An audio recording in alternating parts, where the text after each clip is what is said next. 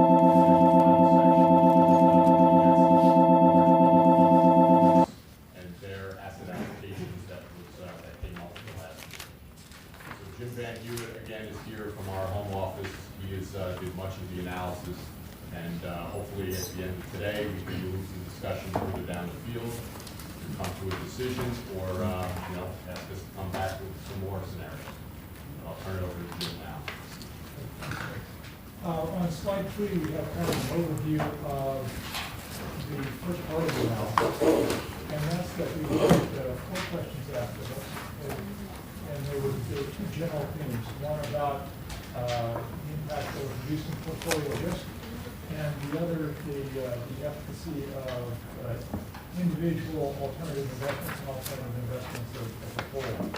We did an analysis for each of the 4 questions. And so we have specific answers, but there were some general observations that we made. And those are that the introduction of alternatives in our analysis tends to reduce the risk of the portfolio for the same rate of return.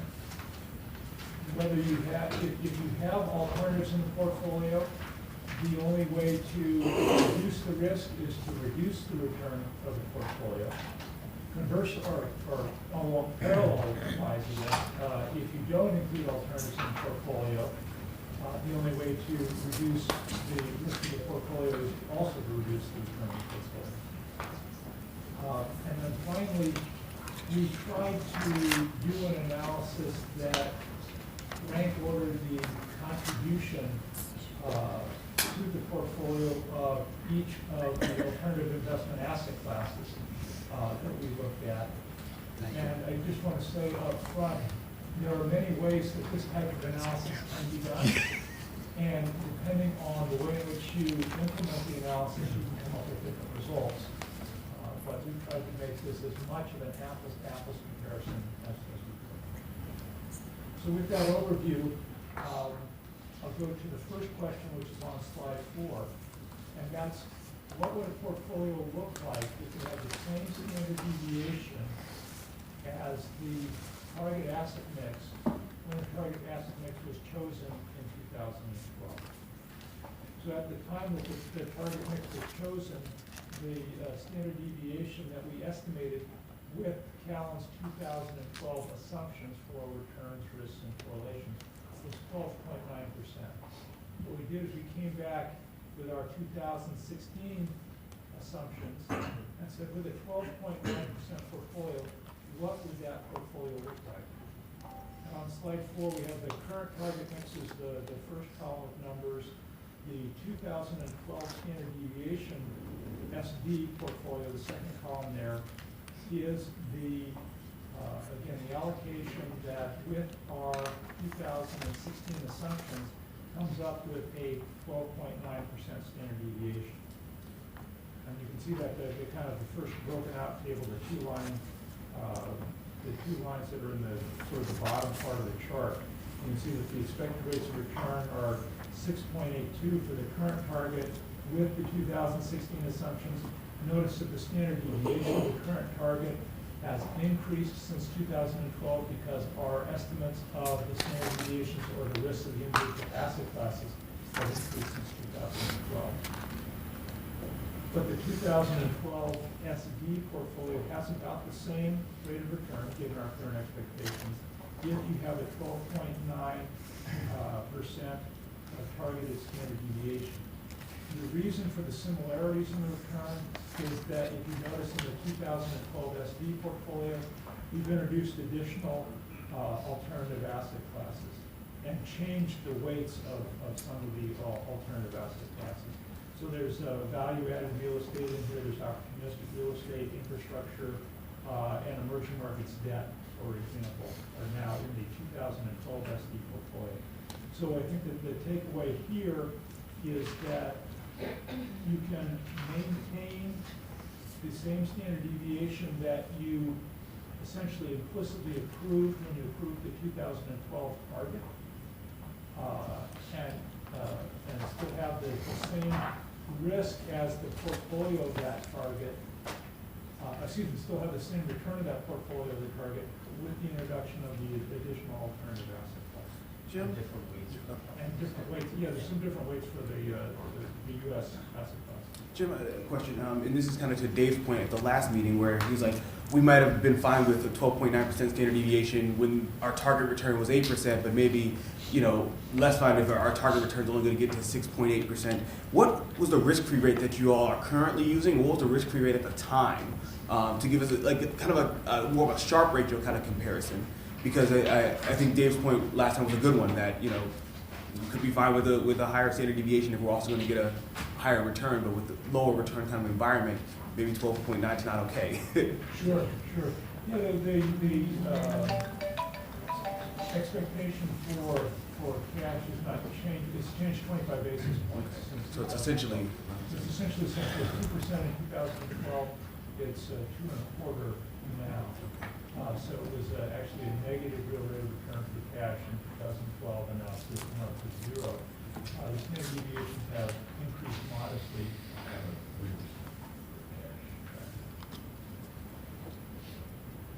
Well, that's right, because we raised it, right? Okay, so I apologize. So it's actually lower. So the cash return is actually lower. Yeah, so it's 3%. The standard deviation for cash is the same, but it was 3% in 2012. and now down at 2. Yeah, and then. 2.25? 2.25. Okay, Yeah. thank you. Yeah, so we had a dip because these these numbers were from 2011. Yeah, and it was approved in 2012. So in 2012, our expectations in 2013 actually went down. Thanks. So those are 2011 expectations. Gotcha. Yeah. And so actually, to the rest of your question, we also constructed mixes that had lower standard deviations, because as you point out, maybe that standard deviation was okay when you compensated the way you were in 2012, but in 2016, where we're expecting to get somewhat less return for similar levels of risk, maybe we want to reduce the risk of the portfolio. That's what we've done on the next 2 columns. We reduced the risk by 7.5%, which amounts to about 1 percentage point reduction in standard deviation. So moving down from 12.89% to 11.92%. For the first reduction in standard deviation, and about another 1% for the second reduction, which was 15% of the standard deviation. It takes us down to 10.95 standard deviation. You can see that the reductions in returns are proportionate. For every approximately 1% reduction in the standard deviation, you lose about 0.2% in return. So going from 12.9 standard deviation, 12.89% standard deviation to 11.92, we reduce the return from 6.81 to 6.62, and then from 11.92 to 10.95 in terms of the reduction of the standard deviation, the return falls from 6.62 to 6.41. That gives you a sense of your risk and return trade-off. If we want to reduce the standard deviation by 1%, we have to accept that we're going to reduce the return by about 20 basis points or 0.2%. As Tom pointed out earlier, the way that most of this is done is through a reduction in the public equity allocations, actually the U.S. equity allocation. The non-U.S. equity allocation stays relatively the same because of the basket clause. So most of the reduction in equity comes from the U.S. portion and an increase primarily in corporate fixed income, modest increase in hedge funds because it has kind of an intermediate risk in the portfolio, and then reductions in more return-seeking alternatives.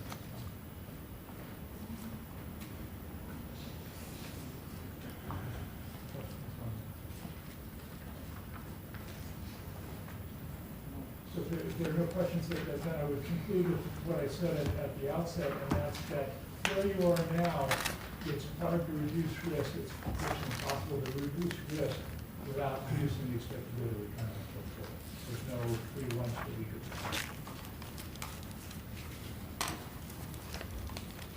The second question that came up is illustrated on slide 6.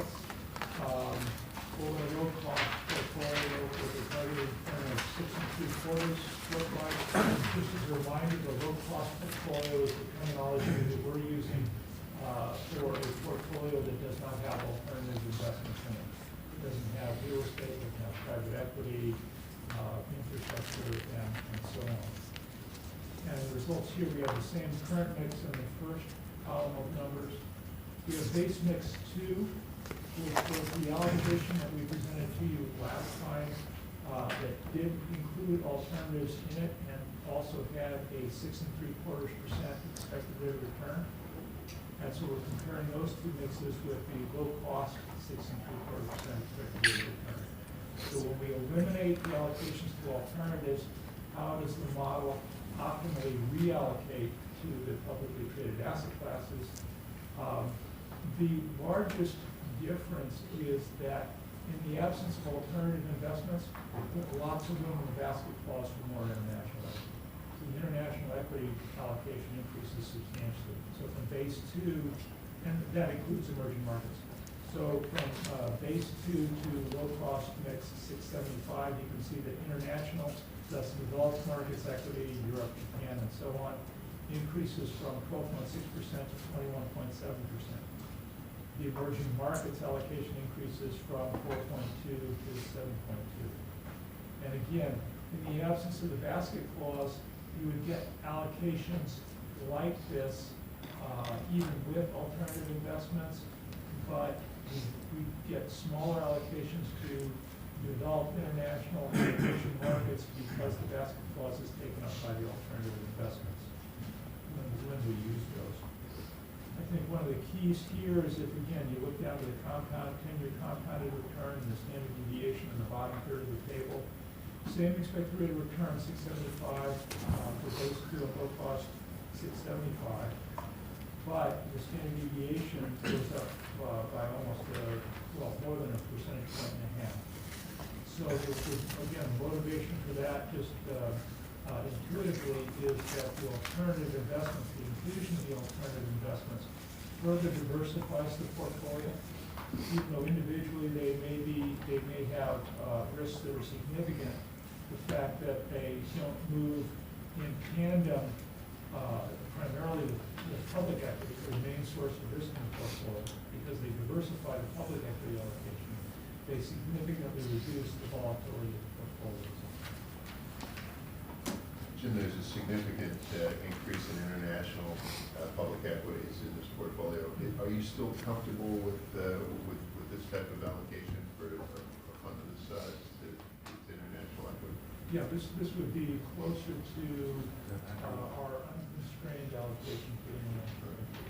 But still, I mean, still within the constraints that you sort of judgmental on.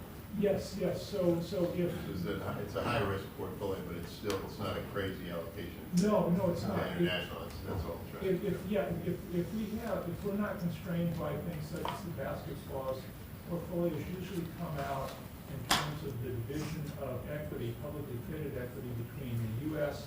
and the non-U.S. markets. Usually come out about 60% to U.S. markets and about 40% to non-U.S. markets. That's about the breakdown. And that does include a home country bias. So yeah, so it is a home country bias. The market capitalizations, obviously change with relative returns, but it's now oscillating about 50-50. And the breakdown between developed and emerging markets, if you're not constrained by It's something unconstrained. better. It tends to center around 75% in developed markets and 25% in emerging markets, which is currently a very modest overweight to emerging markets. The equity fixed divide is very high, it's about 75-25 roughly. Yeah. So that's another thing that's being taken up in the basket clause. You can see under the basket clause, in the first line there, public equity in excess of 70%. We're using 4% of the basket because we have 74% in public equity. So it's a lot of public equity.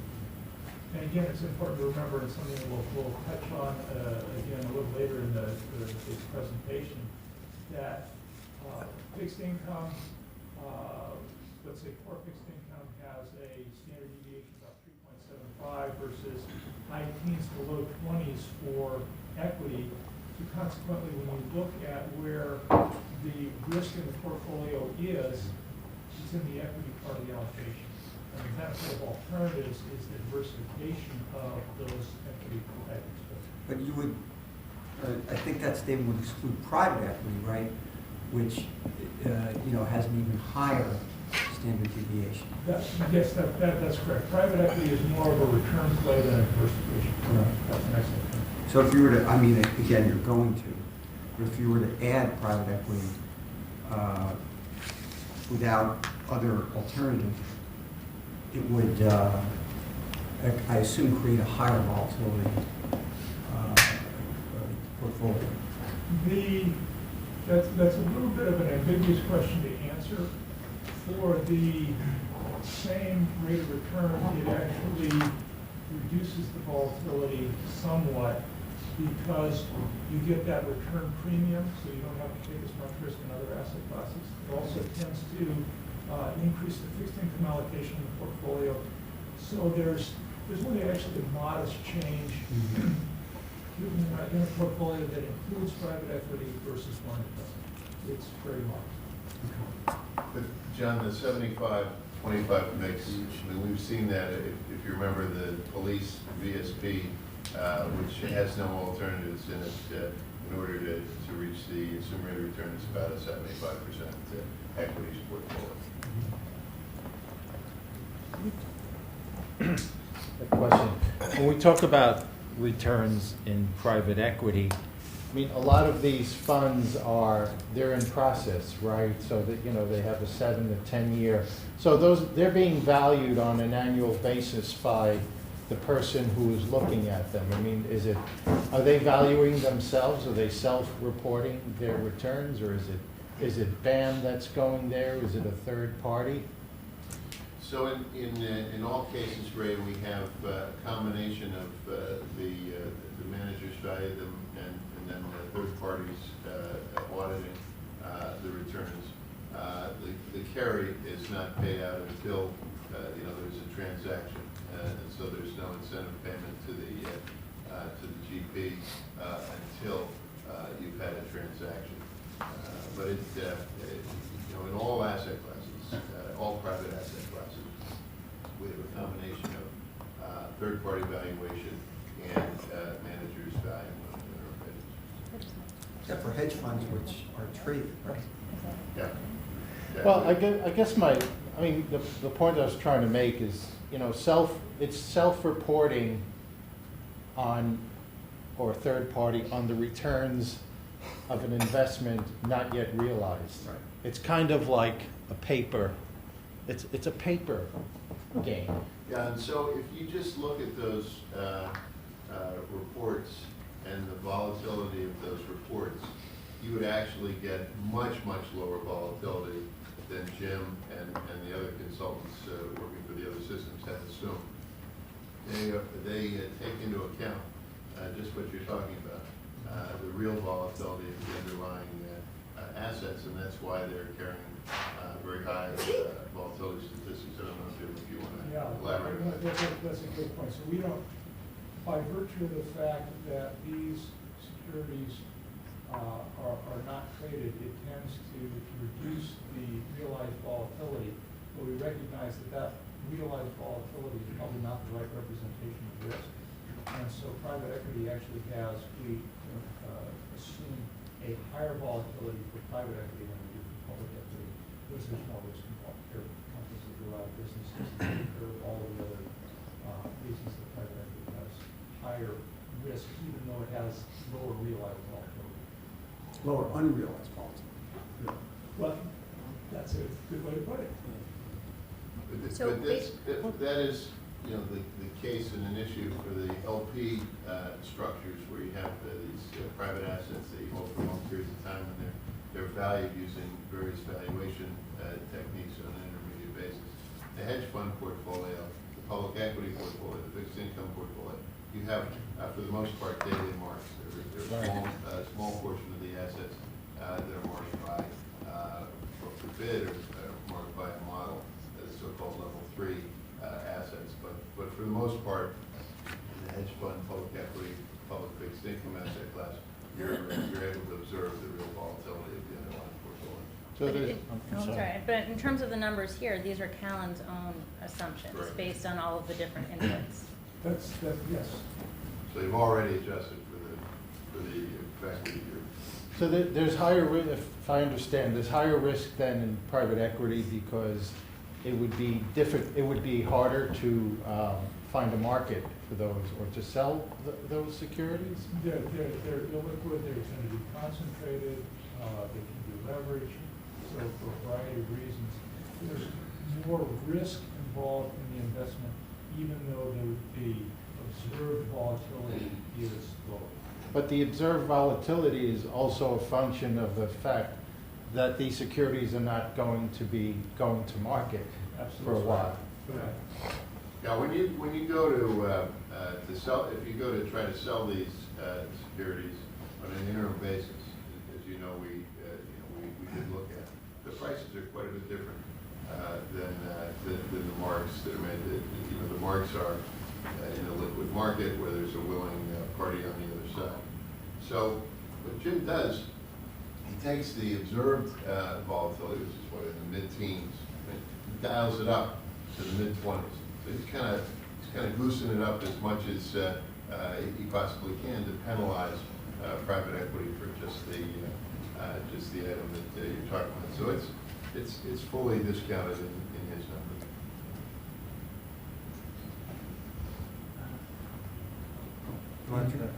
Yeah, I was going to make a point about the page, but if you have a specific question. Yeah, I just wanted to go back a second. When you say that the alternatives help diversify and lower that risk a little bit, do we have that? Can you kind of quantify that based on alternative asset class? Because if you jump ahead to the end of the presentation, there's numbers saying that the hedge funds didn't provide as much diversification. And there was more correlation of that. So how do each individual asset classes and alternatives kind of help get to that conclusion that you made? And actually, I hope we answered that question about this slide. Okay. And the only point I was going to make to piggyback off of that, Andrew, is that the point we're making here, which Scott has been trying to make for a couple of sessions now, is that you could invest in just the public markets, but in order to get your close anyway to the assumed rate of return of 7%, you have to take on a good amount of equity risk to get there based on current assumptions.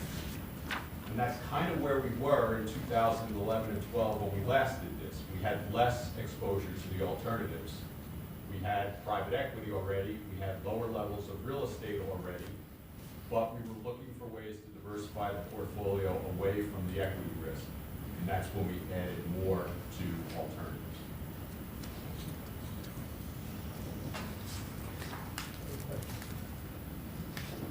So let's comment on the lower levels of real estate feeds into the next part of the analysis that we did, which is on slide number 8. And the question being, we have the optimal allocation of real estate 8 in the prior analysis in base mix 3, which has 7% targeted rate of return.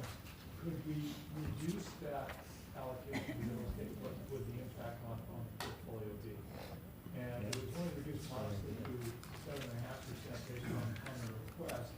And so there's only a modest change in the portfolio. You can see that both base mix 3 on slide 8 and base 3 with 7.5% real estate have 7% return, and the reduction in real estate of 0.5% increases the allocation increases the standard deviation from 13.79 to 13.82. So very modest change in standard deviation.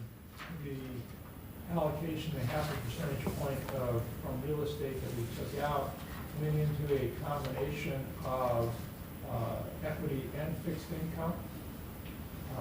But then that actually reduced the return modestly, so we had to kind of overweight the increase in equity to get the return back up to 7%. I think the takeaway here is that, if we're talking about modest differences in the alternatives from what we have listed on this page, it's probably not going to impact the portfolio too much.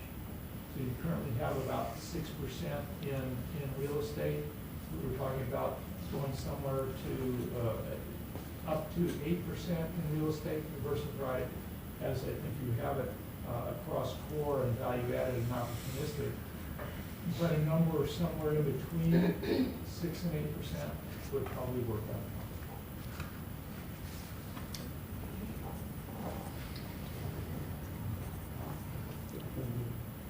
I asked a question which probably contributed to this slide. And my concern was this, is that we've had difficulty making our current 6% target in real estate because asset prices in real estate are high. And we are investing prudently. And so my concern was, so here we are committing ourselves to it going from 6% to 8%, a 1/3 increase. Or in the absence of hedge funds, we would be committing ourselves to going from 6% to 9% in real estate, a 50% increase. Right? So of course, we can target that on paper, but it could take us a full 10 years to get there, and during that time, we're not actually at allocation. And so I wanted to see in the case of the 8%, if we're falling a little bit short of that, right, are we still pretty close to the mark? And apparently we are. And you'll see a presentation, Dave, from Yvonne at the March Sim that will show that, no question about it, the relative price of real estate, which is really what matters from an asset allocation standpoint, is actually fairly normal.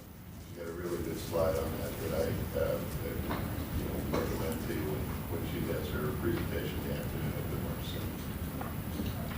7.5% is a very reasonable allocation for us to be able to get to over the cycle. And for plans not of your size, we often recommend higher allocation to real estate, but we checked with Dan and said, well, what do you think you can do?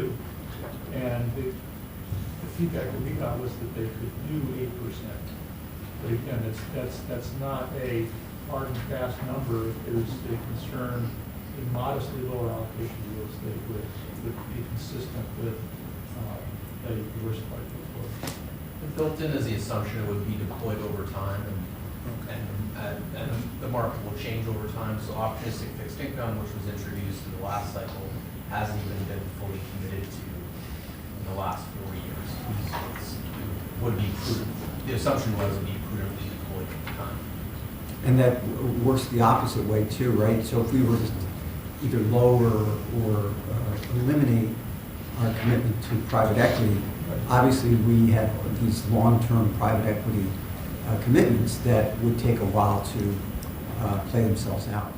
I would guess in the neighborhood of a decade. Yeah. Where you were out Right. completely. Right. Of course, it would start to burn off. It depends on the markets and the pace of realizations. But unfortunately, the good ones burn off quickly. The bad ones stay forever.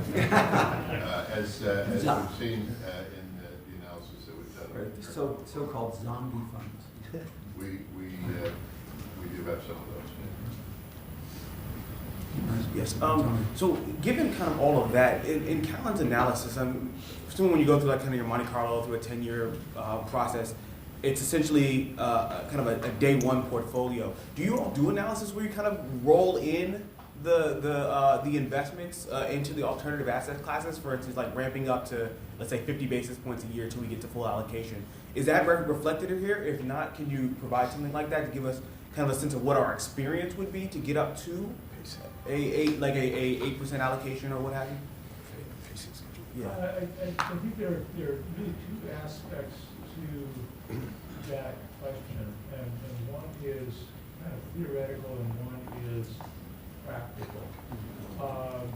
In terms of the theory, I think we get a sense of what the implication of ramping up is, because for each of a 0.5% allocation to real estate, it seems to have about a 3 basis point impact on standard deviation. So we would have, you could take the difference between the 7.5% portfolio and the 6% that you currently have. And just kind of step it down from there. But we can actually do that specifically if you like. And then on the practical side,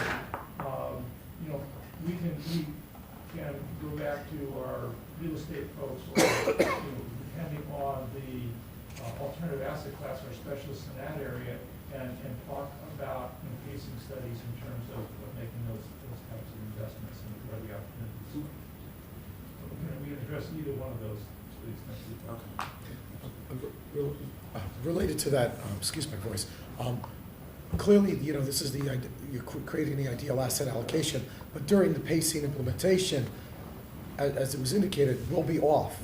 Is there any studies to indicate what might be prudent strategies to get some of the exposure of the lessening of the volatility during those periods of time? Like, for instance, we're not looking at REITs, but would hypothetically REITs be a temporary implementation strategy during a period of time of implementation, during periods where you can't access certain markets? And I'm not suggesting that's the answer, but we did go through this exercise, the last asset allocation, where we knew that we weren't going to get to opportunistic at 4% and real estate at 6% for a period of time. And then we went through the exercise of, all right, where will be the parking places? right. And that's how we settled on kind of the mix. For real estate, it was a combination of public equity and public fixed income.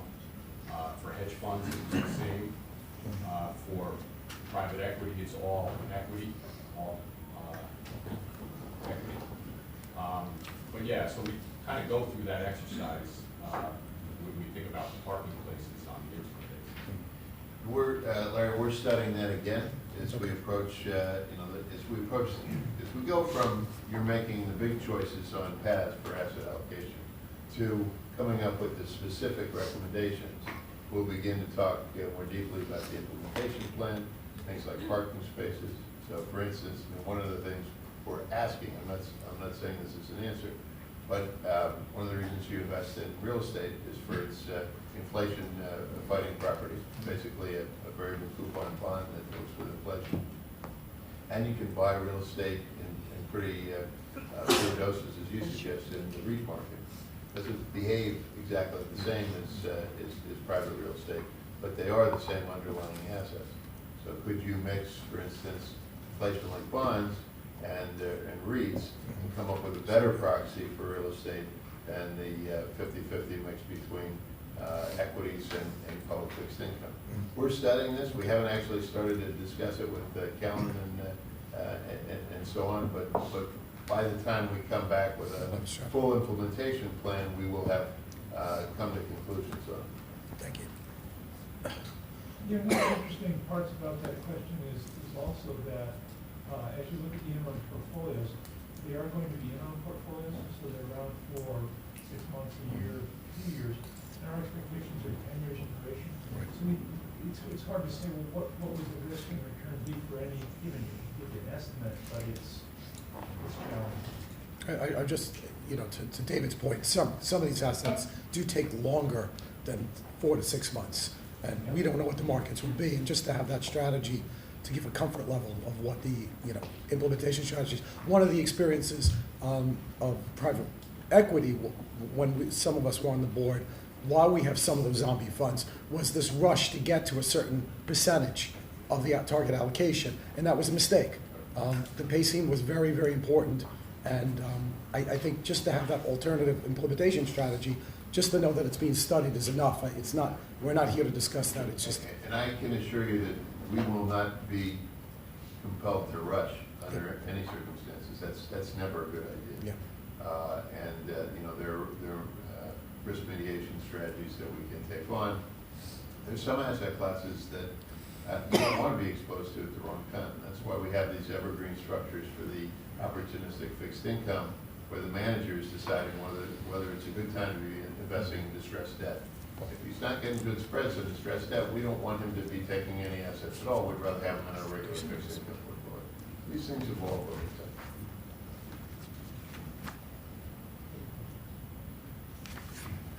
If not, then we'll move on, I think, to the question you earlier, and that's that, what's the impact of each of the individual alternative allocations. I would have to say that this was probably the most challenging part of the analysis. And the reason was that you can do this in a variety of different ways and you get a variety of different answers. And I think what we got out here is representative, but it may not be entirely complete. And so what we wanted to do is to be as even-handed, I guess, is the way we put it, as we possibly could. And the way that we approached that, and the way we tried to make this an apples-to-apples comparison, is that we said, all right, for each of these alternative asset classes, we are going to add the same amount. We're going to add 5% to each alternative asset class. And we're going to fund each of these asset classes in the same way. We're going to take half from equity, public equity. We're going to take half from publicly traded fixed income. And we're going to see what the impact on return and risk is. And there are a variety of alternative ways that we could have approached this. We could have said for the same level of return, how do you get that return by just having real estate in the portfolio? We could have said, well, what's the optimal allocation to each of these asset classes? But then that would have introduced, well, we might have had more in private equity than real estate, or private equity than hedge funds. Well, the allocation has to impact. So I want to emphasize there are a variety of different ways that we could have done this and come up with different conclusions. But in order to try and make it as level of playing field as we did, we chose that approach where 5% is allocated is funded from public equity and public fixed income. And you basically ignored the basket clause. We had to. Because otherwise you'd be doing other manipulations to the portfolio that would have favored some alternative asset classes and penalized others. So the basket clause did not come into play, as you can see on the bottom line. Yeah, these guys showed you the optimal results already. This exercise shows the sort of rank order of preference of the various alternative asset classes when you start from the low-cost portfolio and say which ones would have the most positive impact in terms of the risk-reward trade-off as measured by the Sharpe ratio when you add them to the portfolio. First, he's looking individually, and then in the next page, which he'll show you, he looks cumulatively. And the results are pretty surprising. Yeah, and Scott makes a good point. Because a 5% allocation to different alternatives will have different impacts on returns and risks, we had to look at the Sharpe ratio. Again, the Sharpe ratio is the return of the portfolio minus the risk-free rate divided by the standard deviation of the portfolio. So it's a risk-adjusted return. And so that was, we felt, the best measure of the improvement in the portfolio for the addition of the individual alternative investments. And the way that we did this was we started with the low-cost 7% portfolio, so the second column of numbers there. And then we, as I said, added the 5% in each of the alternatives, and we looked at where we got the highest Sharpe ratios. And then we rank ordered them from left to right, from the highest Sharpe ratio down to the lowest. So the low-cost infrastructure and the low-cost plus infrastructure, the addition of infrastructure to low cost, and the addition of opportunistic fixed income, both increase the Sharpe ratio, and it's highlighted in that kind of orangish line there, from 0.31 to 0.32. And the reason we put infrastructure ahead of opportunistic fixed income is that while the increase in returns were similar, the increase in standard deviation was lower for infrastructure, so we felt that that was a better portfolio. So infrastructure, if you could only invest in one alternative, infrastructure would be the one that we would think would have the best bang for the buck. Opportunistic fixed income is second. Hedge funds was an interesting outcome.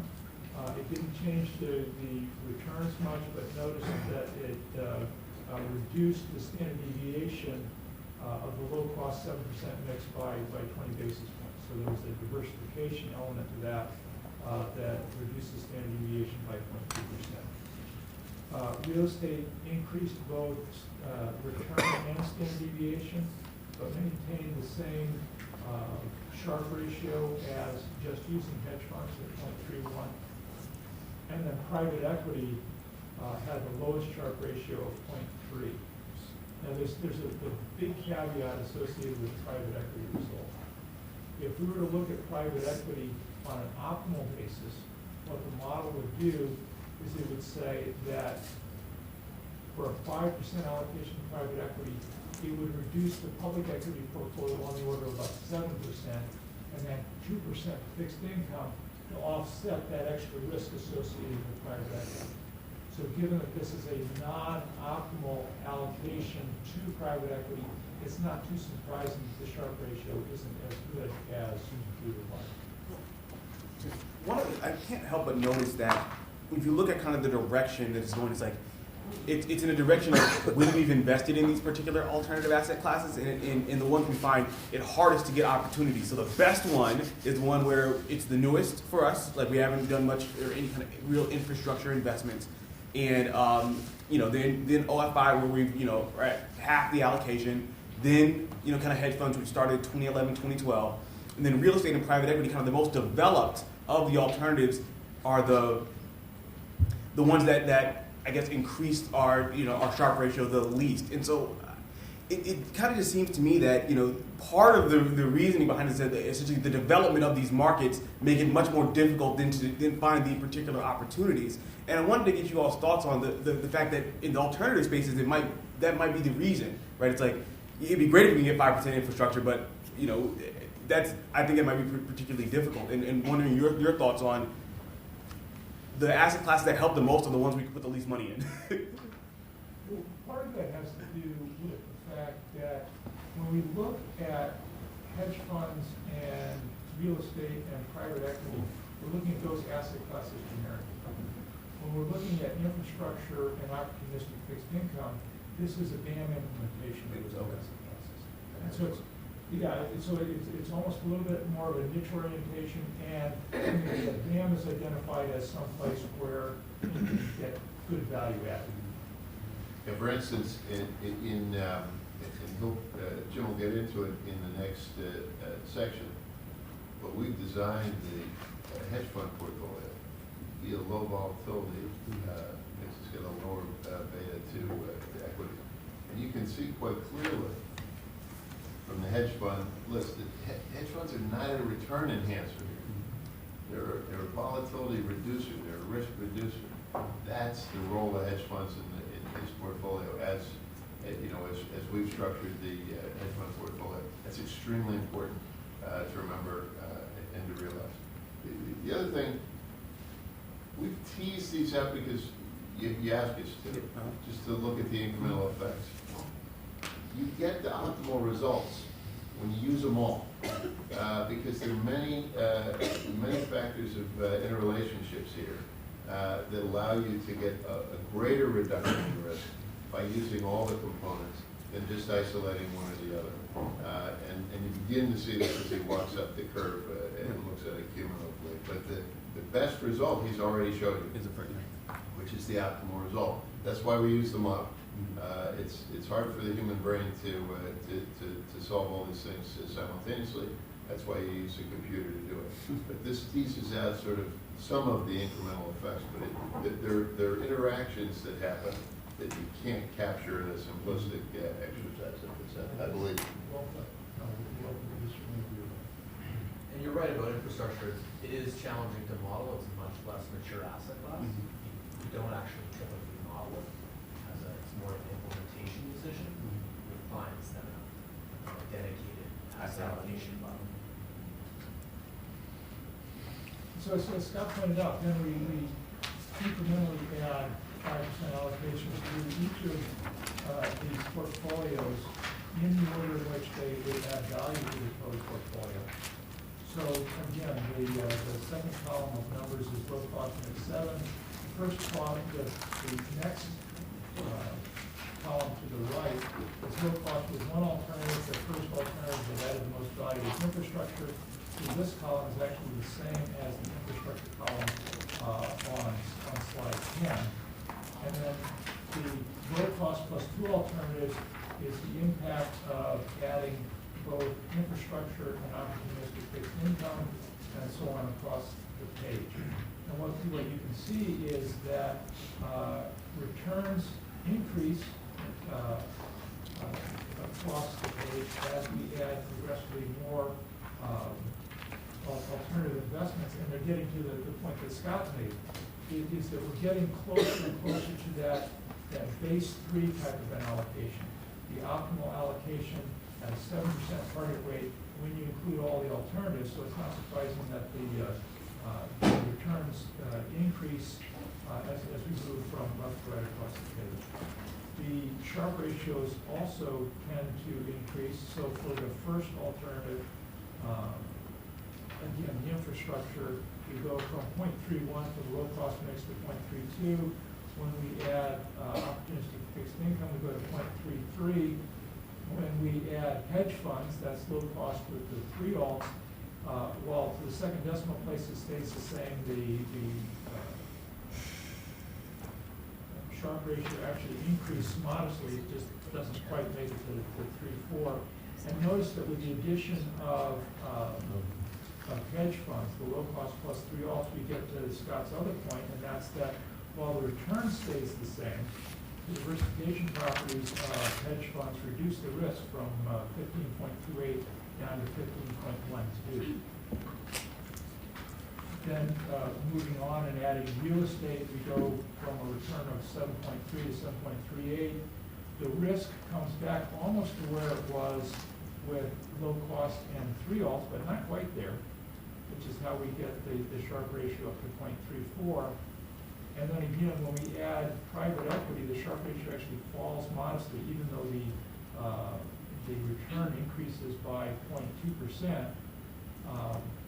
because the risk increases. And the reason the risk increases so much is because of that apples-to-apples comparison that we wanted to achieve. So again, if we implemented private equity by funding it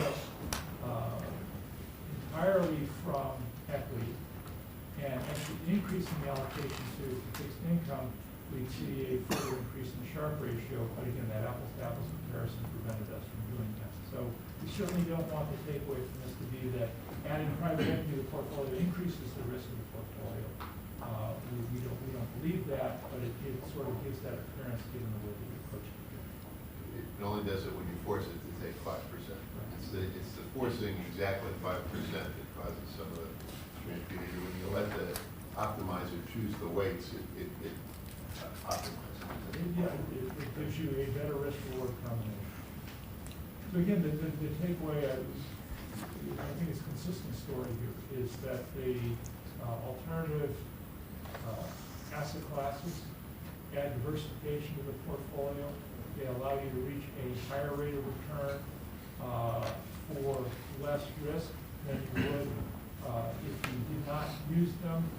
There are probably, by the way that they're structured and the nature of them, the more opportunistic asset classes in terms of opportunistic fixed income and infrastructure, as Pam proposed them, look very attractive. But certainly hedge funds have a role in diversifying the portfolio, real estate as well, in addition to adding additional return, and private equity, as we discussed earlier, from a opportunity to earn higher rates of return than in the public equity market, also look beneficial to the portfolio. So, and maybe you've done this, obviously, all of these alternative assets, using the optimizer and ignoring the basket constraints, generate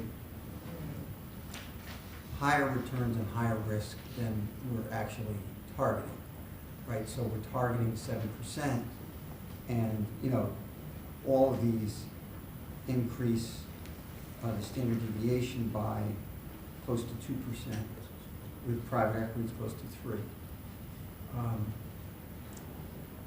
Okay, don't compare it to the target mix. We need to compare it to low-cost mix 7, which has a 15.46. Right, but that's also, my feeling is that that's also too high a standard deviation for this board. But incrementally, John, and again, it's the way that things have been set up. You start at 7% return and 15.46 standard deviation. And as you add alternative asset classes, you reduce the absolute standard deviation and you increase the return. So it's not until you add private equities at the end that you actually go above the original standard deviation. Right, so I guess what I'm saying is that these are interesting theoretically, but what we need to get to as a board is an asset allocation that essentially is at or very close to the 7%. I think at a substantially lower standard deviation, and obviously has to be within the constraints of the basket clause. So that's what we gave you last time. But that one didn't, in other words, what I'm interested in is looking at the possibility of doing that without all the alternatives in order to lower costs. So the low cost is strictly publicly traded. And I don't think the board has an appetite, and I may be wrong, but for taking on that kind of risk in order to have, essentially the lowest possible cost. But I think we're looking for some amalgam where we lower our costs, potentially by exiting some of the alternatives, while trying to get at or close to the 7%, staying within the basket, and keeping the standard deviation lower than these examples show. One of the things I think we have to keep in mind is that all of our expected rates of return are net of fees. So in terms of cost, we've taken that into account. Mm-hmm.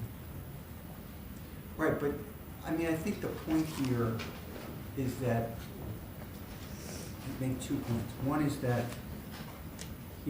our use of active management has not been cost effective by and large, right? I think that's the point that Scott made.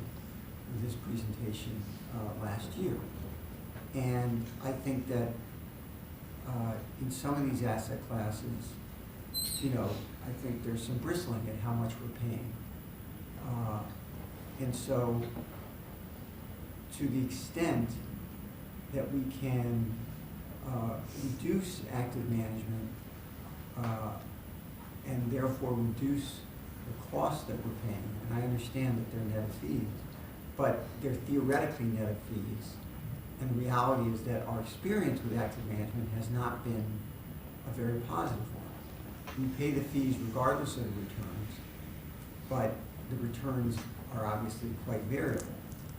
And the experience of New York City has been fairly negative. Now, that could change going forward, but there's really no reason to.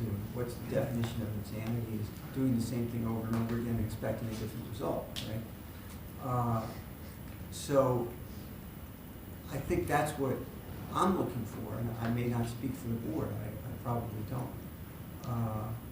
But can we get to a rate of return close to what we're looking for within the constraints of the basket and minimize fees?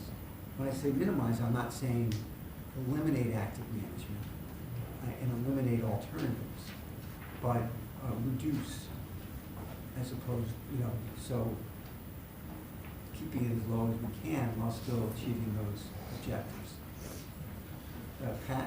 Yeah, I'm not clear exactly which alternatives and how much you want to reduce them, so if you could delineate that, would be helpful. Well, I don't know either. I'm looking for numbers to inform that, So I don't have a preconceived notion. I mean, one of the things the numbers show here is that even with the assumptions, and you guys are relatively modest with your assumption about private equity, which is, I think you're looking for a 90 basis point. You're assuming a 90 basis point premium over public equities, large cap equities, right? Right. And frankly, a lot of the other consultants have significantly higher premium for private equity assumptions. But even with that, adding private equity here generates a lower Sharpe ratio without going into the constraints and so on. And so, that strikes me as one candidate. And obviously there are some members on the board who are looking to eliminate hedge funds from the portfolio. And the previous analysis that you provided us showed that hedge funds, the increase of return versus the decrease in standard deviation was minimal from the ideal portfolio. I think it was 2 basis points, something like that, which is really not material.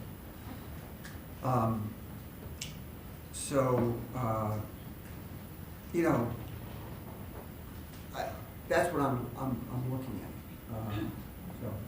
John, would it make sense, if I heard you correctly, at the last meeting, one of the analysis we did was we gave you the optimal portfolio without hedge funds. Mm-hmm. So we showed you with hedge funds and without. Would it make sense to do the same thing but eliminate other alternatives one at a time? And then would it also make sense to, in the aggregate, like the current portfolio in the aggregate of alternatives is 22%. Mm-hmm. Would it make sense to look at a max of whatever, 18 or something like that? Sure. I'm I mean, the trying to more get data to- we have, I think the better it is. I'm trying to address what you just described, but I'm not sure I know how to do it. That's what I think David has hand up first and then Lauren. Well, but right now we should pursue what Bud has raised. And what I had was a little what Bud is raising. Okay. Which is the question, the best way to pursue this. Ray? Yeah.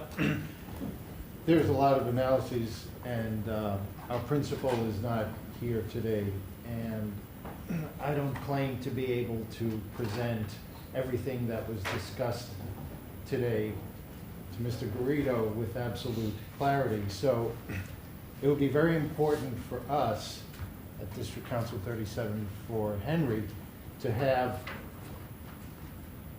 a construct where there is no hedge funds, and then is there a way to optimize other pieces of the basket in a way that achieves the things that we're talking about, that is return with a diminution or reduction of risk. So, and if that's already been done, fine, then Yeah. just, Actually, direct me. I believe it is. Jim showed you an optimized portfolio that basically excludes hedge funds, and what would the optimal portfolio be of the other mixes.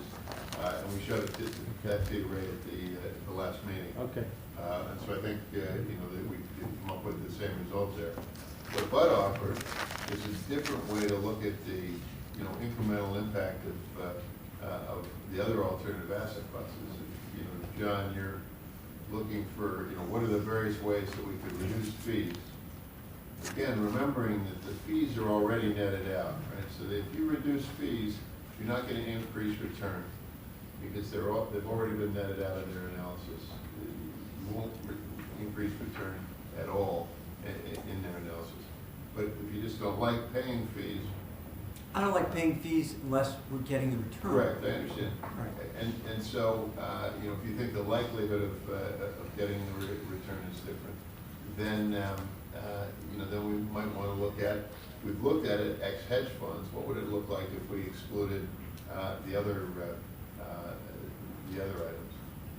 There's nothing in here for active public management at all, assuming you get index-like returns. And you guys think that, at least in some of the asset classes, that we can generate alpha through active management? Correct, but that's not, In the asset I think we both feel that way, but it's not in here at all.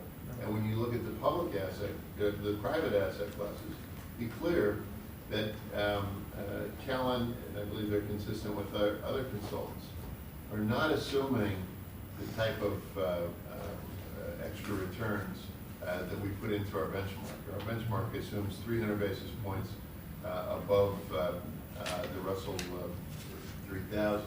In OFI, we assume a 10% extra fee. When we say that we haven't met our goals, it's relative to those goals. These guys aren't expecting us to meet those goals at all. They're having much more modest expectations.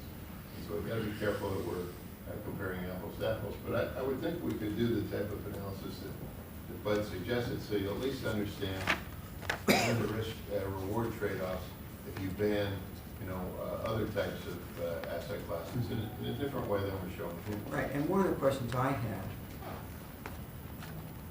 is, in the public asset classes, what's a realistic alpha expectation, since we're just using beta here? So in other words, our goal is to come up with a long-term rate of return of 7%, which is our AIR. Can we expect that alpha could generate an extra 10, 15, 20 basis points? And if so, can we build that into our return assumption? So in other words, if we came up with an asset allocation that only generated an expected return of 6.8 beta, can we expect that we could generate a net 7.0 from the alpha that our managers would be expected to generate? I don't know the answer to that question. I don't know if you know the answer, Scott. I know what I think, but what do you guys usually say to that question? I think somewhere between over a long period of time, in the public markets, 25 to 50 basis points. In the private markets, it should be more than that. You mean net fees? Net of fees. And it's easier to do with 600 million than it is with 6 billion than it is with 60 billion. It's easier to generate that kind of alpha. You're saying the smaller you are, the easier it is to generate. Right. Okay. The most That gives me- likely, I'm sorry. yeah. Well, that gives me pause about building that into our model. The most likely places to earn alpha, you guys can give your own opinion, this is my personal opinion. In the U.S., in the small cap market, we're severely constrained by being big there. Because you have to, small cap managers can only get to a certain size before they lose their ability. You have to hold a lot of them if you're a big portfolio. When you hold a lot of them, you sort of end up getting the average results. So that's, in the U.S., that's really the most likely place to earn alpha. And, an information ratio of 0.25 is good, 0.75 is excellent. That's the ratio of the excess return to the tracking error, standard deviation of the excess return. And in international, it's still possible, and we've been successful at extracting alpha with the same sorts of dynamics. Emerging markets, theoretically, should be easier. It's been a little bit more difficult in practice. I don't think you guys have more data than I do, but my sense of the data is that the experience of large institutional portfolios has not been that successfully captured the alpha that they should be capturing because of the illiquidity in emerging markets for all kinds of reasons. But those are the places to me are the most promising. Unfortunately, for a large portfolio, it's difficult to really make a big difference with small cap because we're so big. Do you guys see it differently? No, I'm concur with what you just said. The emerging markets, we would expect higher alpha coming out of that, but it's been a very difficult market, both on an absolute and relative basis lately. What this portfolio prior to about 2 years ago saw was significant outperformance by emerging markets, but not recently. Now, I would add one more thing to emerging markets. Because of the perspective of the board about the various countries, that's a different type of constraint. So if you say you can't invest in China, the largest market, you can't invest in Russia, you can't invest in South Korea, you can't invest in India, all markets that are either failing or close to failing your emerging market screens. I have some serious concerns about even investing in emerging markets at all with those type of constraints. I mean, you take one or two of those markets out, okay, but as you start to take out the lion's share of the market capitalization, particularly the liquid markets where you have good disclosure, or at least relatively good disclosure, the opportunity to add value either at the asset class level or at the active level goes away, and that's a serious issue that this board, because of its perspective on emerging markets, ought to think very carefully about. And that if you do go out of emerging markets because you don't want to be in China or whatever, it reduces the number of tools you can use. I mean, emerging markets is a big tool that these guys use in a low-cost portfolio. Without that, you can only get so much expected return, and you have to rely more heavily on alternatives, which will help you keep the return at lower levels of risk. I don't know if you guys disagree with anything that's up there.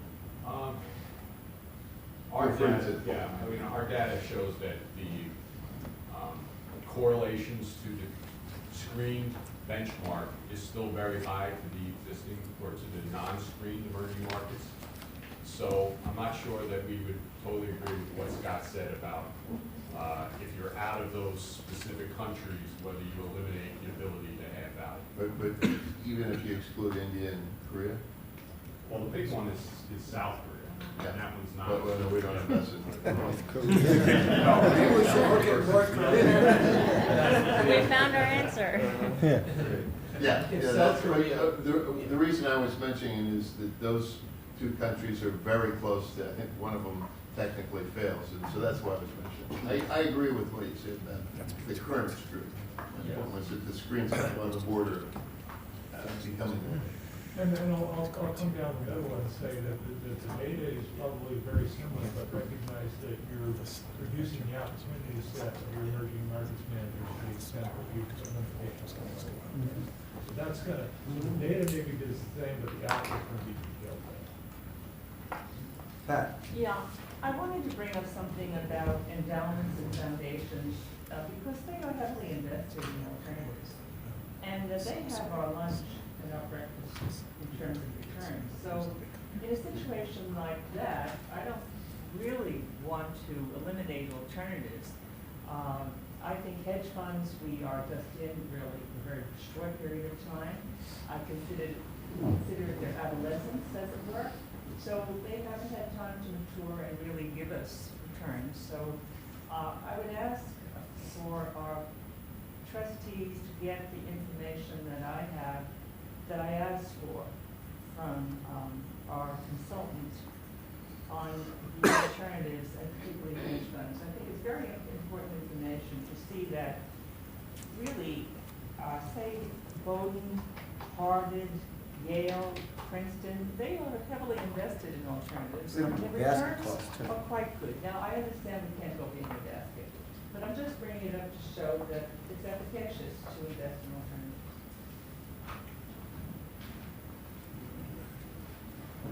Other comments? Yeah, Al? I just want to go back to the point you mentioned about emerging markets, and that, we need to discuss that, I think, beforehand, because the screens, I mean, essentially you out of break to a certain extent, and so the ones that remain in break have lower than favorable growth rates in terms of forecast, and we're looking at 4% to, one bookmark all the way to 8% of the other bookmark, and that really handicaps us in terms of what we're able to put that 8% in. Yeah, and I'm sorry, I did throw something in that would be from our next phase of discussion, just because we were on it in terms of the various rate of returns. But no, I do think it's a big issue for NYCERS to consider. I think if I were you, I wouldn't go into this next allocation with a big increase in emerging markets without having a solid idea of how restrictive you needed to go in terms of it, because if to the point we were discussing before, you're still okay in terms of the countries that you've excluded so far, technically. But if you take it, one or two steps further, you're really going to start excluding large parts of the index, and that is not in the numbers that these guys have produced for you. They're looking at this as if you're a typical emerging markets investor, and you are not.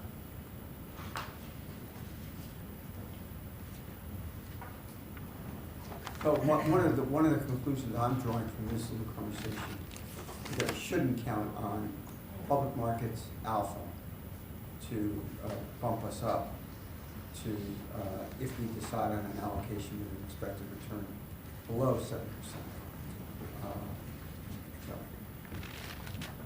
Dave? Yes. Yeah, a couple of points on this. The first thing is I'm not sure that a large public pension fund should be in the business of seeking alpha. Even through alternatives? What? Even through alternatives? Well, our alternative benchmarks are based upon the performance, the expected performance of those asset classes. Okay. Well, they're not based on the data from the asset classes. They're not based upon managers exceeding the performance of that asset class. Right. They aren't or they are? They are not. Sort of median performance. Not in private equity. Yeah.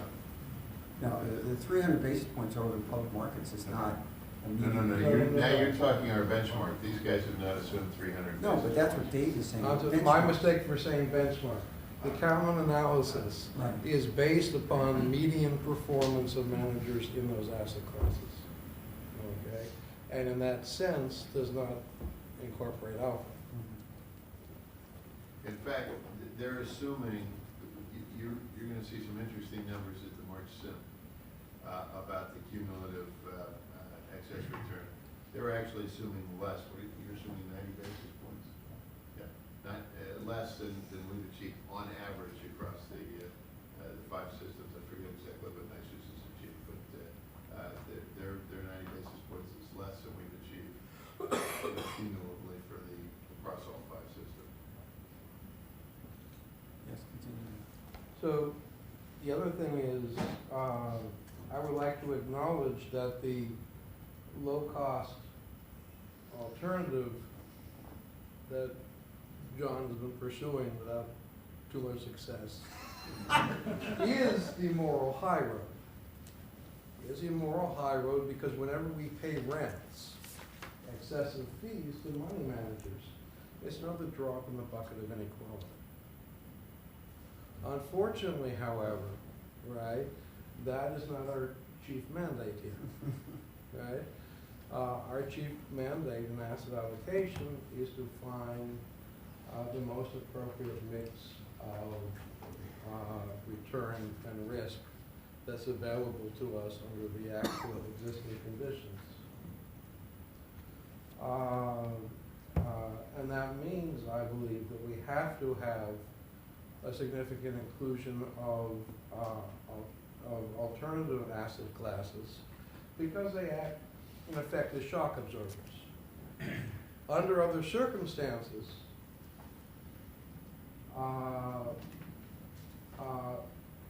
fixed income could play more of a role in that. But when the returns on fixed income are near zero,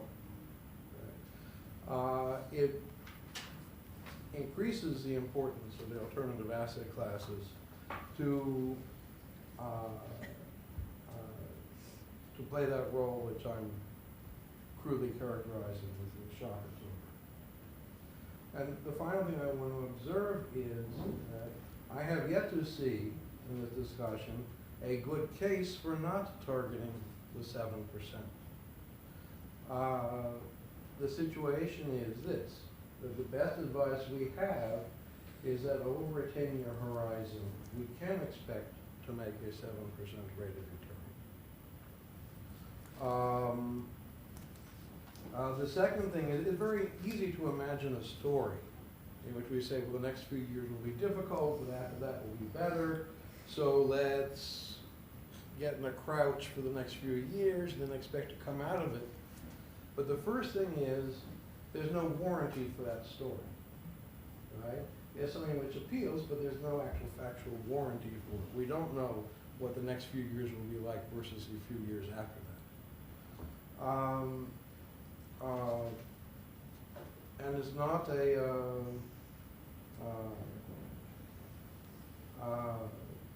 so I don't really see it as a reasonable situation, and I'm concerned about the impact. Either you're targeting, if 7% is viable and you're targeting it, then it's clear what the public employer contribution rates are going to be. If we're going to target 6.75% instead, then we have to look at, then that creates a mess, and let's say we successfully make the 6.75 over 10 years instead of 7%. We have to think about the impact on public employer contributions. And finally, thinking that we can do 6.75% for a time and somehow get it up to 7 is banking on market timing. And we probably should not be banking on market timing. You just can't turn a battleship that fast. So anyway, those are the remarks I wanted to make. Is I would be banking on alpha. We need the alternative investments, and I have yet to see a good case for not targeting the 7% rate of return.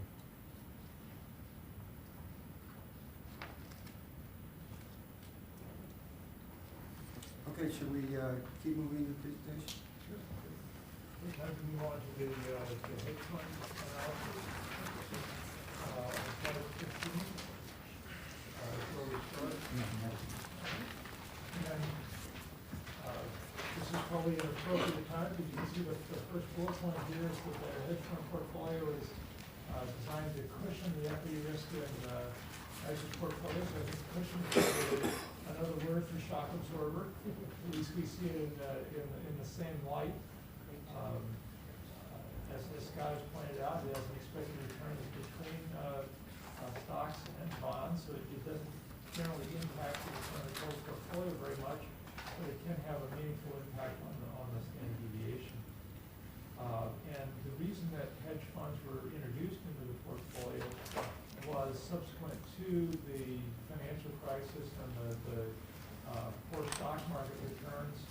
We recognized that most of the risk in the portfolio is associated with equities. We could reduce that risk by moving more into fixed income, but the fixed income return is very low. Is there another alternative that we could use to keep the return somewhat higher and still provide that shock absorber that fixed income would? That was the motivation for moving into hedge funds. And the question has come up as to whether or not they are still a worthwhile investment. That was the purpose of this analysis. We don't have much history in the actual NYCERS portfolio. Only a couple of years of history. Was there some proxy that we could create to sort of understand what the history might have been like and evaluate that and see if hedge funds still have a place in the portfolio? So we depended on Axia to create some data for us. They took the HFRI hedge fund research monthly strategy returns, so not the index as a whole, but the strategies, and they emphasized the strategies that they used.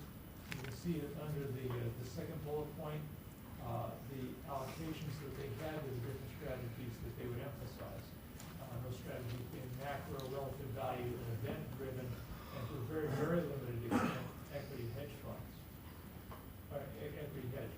And the allocations that you see associated with each of those strategies were solved for by Axia. What they did was they looked at the last 10 years of data, and they said, how could we, by minimizing the risk, allocate to these hedge fund strategies in such a way that we created a 0.2 beta in the equity market. So the idea being that we know that hedge funds have some exposure to the equity market. We want to keep that exposure to the equity market relatively low. We have specified, or they have specified relatively low to mean a 0.2 beta to the equity market. What's the best way to combine these strategies to reach that objective? So it's important to emphasize here that this is an estimate. This is a best guess as to how a portfolio constructed the way NYCERS has asked actually to construct a portfolio, how that would have performed historically. And we begin that on slide 16, and we're actually looking at the beta of the construction that actually provided to us. That's what we call the hedge fund proxy here. And as we look at this historically, they only looked at the last 10 years, and looked at the 10 years as a single time period. In our analyses, and all of the analyses that follow, we're looking at rolling 60-month characteristics. So this is a rolling 5-year beta, and so we have some volatility, we have some variation in that beta, which is represented by the solid green line here. And you can see that the beta at the beginning of 2006 was something below 0.2. As we got into the financial crisis, it increased to something just above 0.3. As we rolled out of that period, it fell back to the low 0.2-ish area and averaged over that time frame 0.22. The red line is the entire HFRI index for purposes of comparison. And so by optimizing to a lower beta, we ended up with a lower beta, or actually ended up with a lower beta than the total hedge fund index had by about 0.1. Notice that the proxy beta didn't increase as much in the financial crisis as the overall hedge fund index did. And it's important to think about this, and I probably should have said this up front. When we think about the 0.2 beta, I think the intuitive way to think about that is if the equity market goes up by 10%, or excuse me, if the equity market goes down by 10%, the hedge fund portfolio is only going to go down by 2%. So that's that shock-absorbing nature that we talked about earlier. Conversely, and this gets to the only 0.2 basis points increase in return when we include hedge funds, if the equity market goes up by 10%, the hedge fund portfolio only goes up by 2%. So an investment in hedge funds is not a return play, it's a more of a volatility play. It's a way to reduce volatility in the portfolio. And it would seem that a hedge fund constructed in the way that Axia is starting to construct their hedge funds does have that shock absorbing characteristic.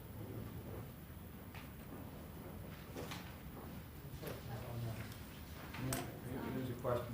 Yeah, I mean, the way I think about shock absorber is that when you want it to not behave like the stock market. So the stock market goes down, you don't want it to go down as much, or you maybe want it to go up. And so hedge funds we see from the data is behaving in that way. But one thing you cannot do, I think, with hedge funds is that when stock market goes down, you want to liquidate the you want to liquidate and sell when the asset that's being that's going the opposite direction and buy, right? This is the whole process of rebalancing, right? Is so could we sell hedge funds when to take advantage of that shock absorbing nature of it, sell it, and then buy equities when equities are cheap? I think you make an excellent point. The whole notion of diversification depends on the ability to rebalance the portfolio. Yes, thank you for saying it more eloquently than I did. Thank you. Yeah, and you put it well in terms of you sell the asset classes that are outperforming and fund the asset classes that are underperforming with the notion that things are going to revert in the long term to the mean. I think your question has two answers to it.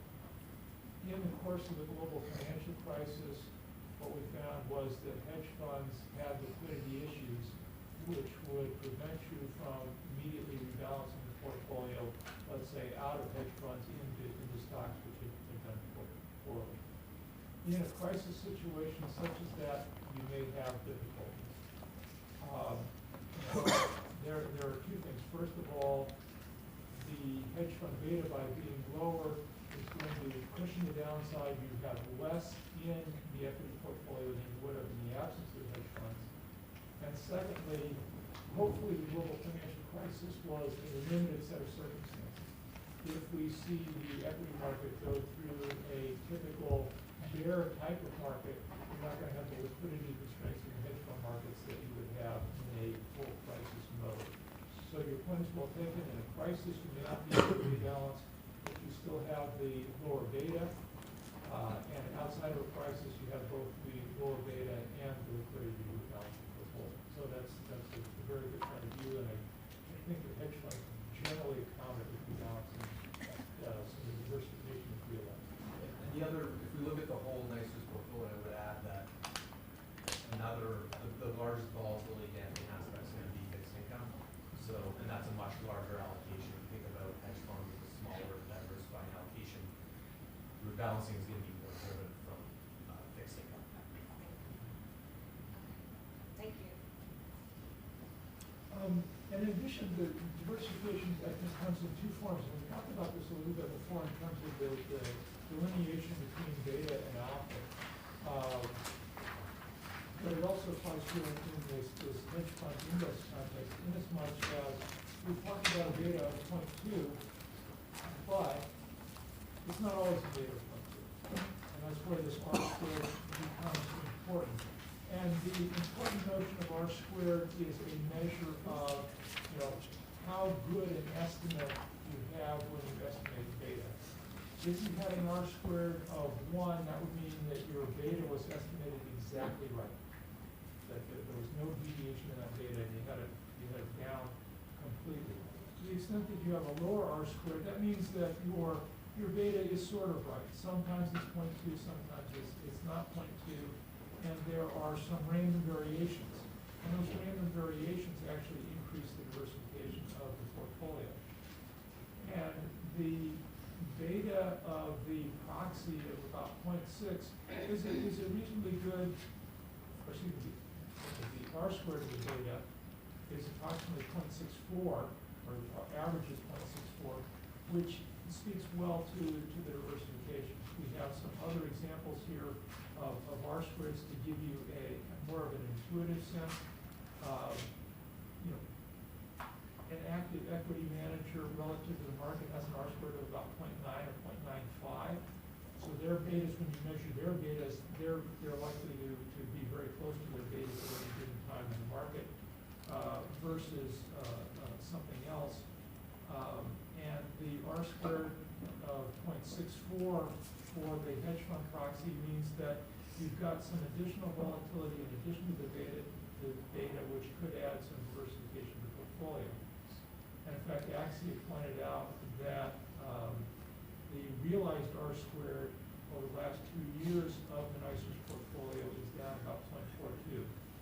So the R squared for hedge funds tends to be significantly below that of other equity managers, which, as they said, contributes to the diversification of the portfolio provided by hedge funds. Another way to look at diversification is through correlation. Correlation is actually related to beta, very directly in a mathematical sense, but I think correlation is something that maybe people are more familiar with. And the correlation of the hedge fund proxy to the equity, to sort of the global equity markets, U.S. and non-U.S. and emerging markets, is about 0.8. So that's measurable diversification of the portfolio. If you look at the correlation of the S&P 500 to the equity index, you'd find it to be about 0.96, so very close to the maximum number of 1. If you look at the correlation of the Barclays aggregate, so a broad measure of the U.S. fixed income market, to the equity index, it would be about 0. So fixed income, as Tom pointed out, is a better diversifier of equities, but the hedge fund proxy is a better diversifier of equities than additional equities. We get most of the shock absorbing from the low beta. We get a modest amount of additional shock absorbing from the relatively low correlation of hedge funds. The correlation is relatively low compared to adding more equity to the portfolio. Question on that. So in the optimizer, when you're kind of looking at hedge funds, do they pull when the optimizer wants to put assets into hedge funds? Is it pulling it almost entirely from our equity portion, or is it pulling from a mix of equity and fixed income? It's pulling more of a mix from equity and fixed income for the intuitive reasons that you would think. Because on the one hand, the optimizer likes fixed income because of its low correlation with equity. On the other hand, it doesn't like fixed income because the more fixed income you include in the portfolio, the harder it is to make the 7%. Absolutely. And so I was thinking about do we have right now we pull 50-50, like the parking places for hedge funds is 50% core fixed income, 50% domestic equity. Do we have an idea about how our hedge funds behave relative to that, to like a portfolio that looks like that, like essentially a 50-50 mix? Or if not, then maybe we could see something like that also. Yeah, I mean, I think this analysis here would argue that you would, well, I mean, it really depends on your objective. Mm-hmm. And we've got the mixed objectives that we just from a diversification standpoint. Say, maybe you want to cheat the the storage portfolio or the reserve portfolio more toward fixed income because you want diversification. Mm-hmm. But from a return standpoint, maybe you want a little bit more in equities because hedge funds have measurably higher returns than fixed income. Mm-hmm. So it's that compromise between diversification and return seeking that probably leads you to some kind of order of 50-50. You could do a more technical analysis on that. I'm not quite sure off the top of my head how we would do that. My guess is you probably be somewhere between 40-60 and 60-40. The reason I was thinking about it is primarily because, as you know, the analysis kind of in totality has shown that this is you're acting really for the diversification play, and so would it essentially in that sense its role is acting more as a fixed income and just add kind of incremental return there, and so that you could then perhaps put more to equity and kind of lower your fixed income a bit because you want to have you're essentially stealing some of that the volatility from the equity. Yeah, I mean, I think that's a good point. I think that in some ways it does serve as a fixed income substitute, but we implicitly recognize that there is a beta with equity, and so I'm hesitant to call it a fixed income substitute, and the volatility is also. No, certainly not exactly, but I've seen if we're thinking about roles, right? Like essentially we have growth role and then kind of the Dave's point, the shock absorber role, and if we're going to utilize it primarily for that as the main construct, then it really does kind of, to me at least, fits more in the broad fixed income camp, and then you divide up within fixed income, and so I was just thinking that if we're going to pull, then maybe pulling it from a bit from equities would make more sense. But yeah, I mean, I think it's an interesting point. I'm sorry, but yeah. Your instincts, Antonio, I think are good. One of the things we were talking before about how we're doing relative to the benchmarks and parking spaces. We were talking about real estate at the time. But as we look at the parking space money, if you will, or the opportunity cost of where would we be investing the money in the public markets if they weren't invested in hedge funds, and this suggests, the analysis suggests some combination, in fact, of international equities and fixed income, the way this particular model is. We're looking at that trade-off as we look at benchmarks. So when we go a little further in this process and we come back to you with benchmarks, one of the things that we're going to consider is, should our benchmark actually be the opportunity cost of capital for the public markets, for the private markets?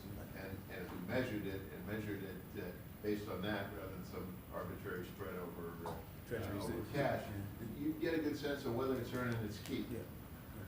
Because if we weren't invested in hedge funds, we'd be invested in equities and fixed income, roughly a 50-50 mix. We can work on that. Okay. But I think it provides you good information. I have a question about this. So there's the opportunity cost and there's the parking place. But then the composition of our hedge fund portfolio, as I recall, is roughly 50-50 between risk reducers and return enhancers. I think Neil's here, right? Do I have that? Yes. Right? Yeah. And given the role that you're saying hedge funds should play in the portfolio, which is essentially risk reduction, does that make sense as a composition of the hedge fund portfolio? Or should we be more heavily weighted towards risk reduction strategies as opposed to return enhancers? I think what we're commenting on is what the current strategy delivers. So we worked with Axia and with Callan to design exactly what we've got today, which is this mix between return enhancers and risk reducers, a 0.2 beta, which is more towards volatility reduction than earnings or than returns generation versus the sort of passive HFRI index. And right now, the role of the portfolio is as we've described. We want to continue that. We wouldn't have to do anything. We keep the mix that we have today. And return enhancers that are uncorrelated with equity help with risk reduction. So that they're not, you can't necessarily completely delineate them. And that's the purpose of the R-squared, since it's only 0.6 or R-squared. You have return enhancers that aren't correlated with equity, so you get the best of both worlds. You've got a hedge fund portfolio today that's more focused on volatility reduction than just owning the index. Can we talk a little bit about... Sorry, Dave's got his hand up. Just to verify something, right? The actual performance of our hedge fund portfolio over the few years it's existed has resulted in a correlation coefficient of about 0.56 with equity. But for the purposes of the optimizer, to be safe, you use something closer to 0.8. The purpose of the optimizer, we use something, I believe it's in the low sevens. Mid to high stuff. The high sevens, yeah. Good, yeah, it's in the sevens.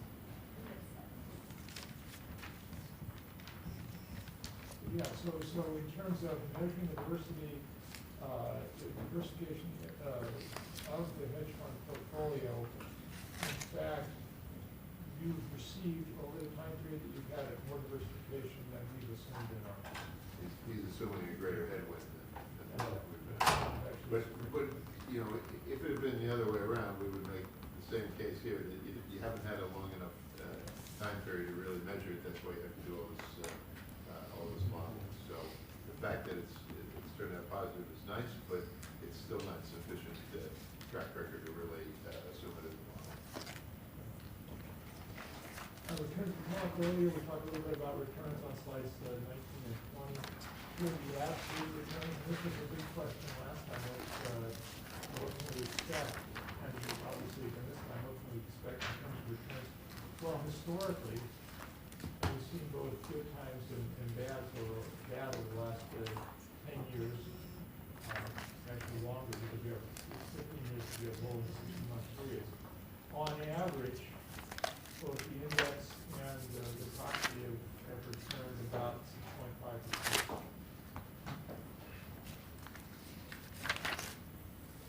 And by way of perspective, over the same time period, if we had averaged the returns the way that we averaged the hedge fund returns, the S&P 500 would have also returned about 6.5%.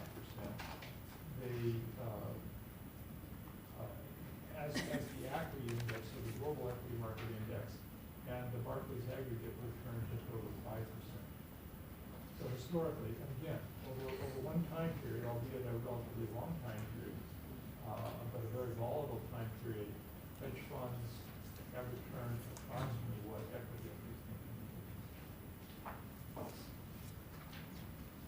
It's also interesting to know, we talk about shock absorbers and we talk about average rates of return, but I think in terms of hedge funds, one of the real questions is how do they perform when the equity market is down?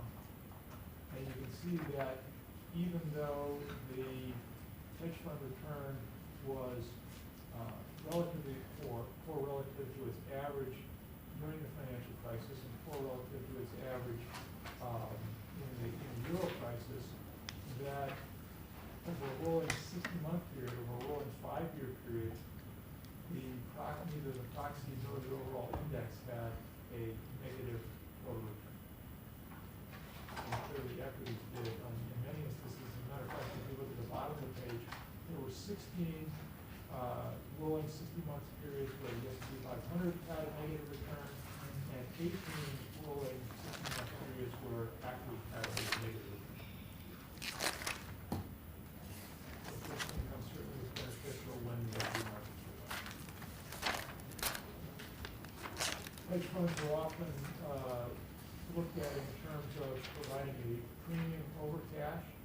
So on slide 20, we show that premium historically, and you can see that it's been about 4.5%. Now 4.5% over a 3% cash return is much better than a 4.5% over a 0 cash return, but we from the cash market.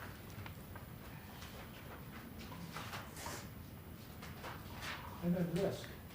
We talked about risk relative to the equity indexes in terms of betas and correlations and so forth. But here we're looking at risk on an absolute basis. And you can see that in addition to providing a low beta to the equity markets, in terms of absolute volatility, the hedge fund portfolio as it's been structured has a lower risk than the hedge fund market as a whole. So the HFRI index as a whole has had about a 6% risk on average over the 10-year time horizon, whereas the 0.2 beta portfolio, the Axia type portfolio, the proxy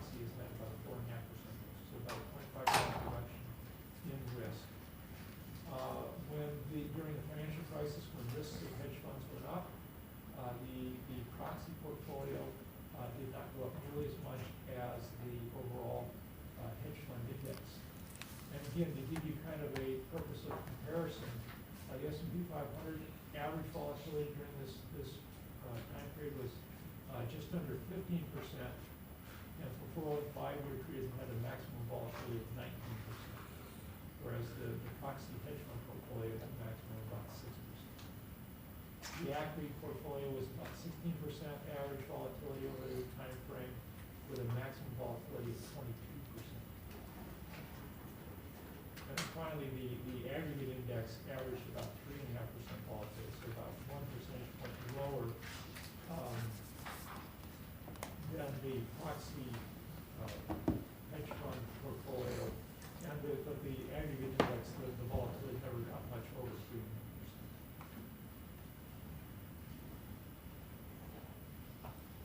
Any questions about the historical volatility? Just so that I'm clear, so the proxy hedge fund, the hedge fund index Sharpe ratio was 0.97? Yeah, that's the next slide, yeah. Oh, am I looking at the next slide? Sorry. Okay. Okay. But if there are no questions on the standard deviation, we can go right to the Sharpe ratio. Okay, yeah, no question. Sorry. Okay, so then the Sharpe ratio again is the return minus the risk-free rate divided by the standard deviation divided by the risk. So the active return divided by the risk. And you can see here that the proxy was over 1.14 versus 0.97 on average over this time period. For the index as a whole, you can see the Sharpe ratio tended to be higher when we want it to be high, when markets are performing poorly. So subsequent to the financial crisis, the Sharpe ratio of the proxy portfolio was above that of the index, and has continued to be above that since that time, even when the markets have done relatively well. For purposes of comparison, the Sharpe ratio, the average Sharpe ratio for the S&P over this time period was 0.38, so a measurably lower risk-adjusted return for the S&P 500. Similar Sharpe ratio for the equity index of 0.39, and even though the aggregate index, which had a tailwind of having not only a flight to quality benefit, but a situation, well, kind of the two sides of the same coin, a secular decline in interest rates, which is beneficial to the fixed income market, had a Sharpe ratio of just under 1. So the Sharpe ratio, the risk-adjusted return for the hedge fund proxy was actually above that of the broad measure of the U.S. bond market.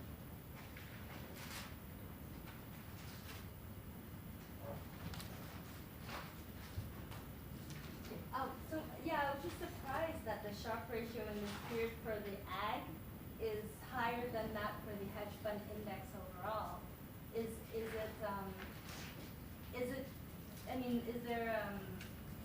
there a way to understand that? Like, why would shouldn't the Sharpe ratio for the hedge fund index be higher than fixed income?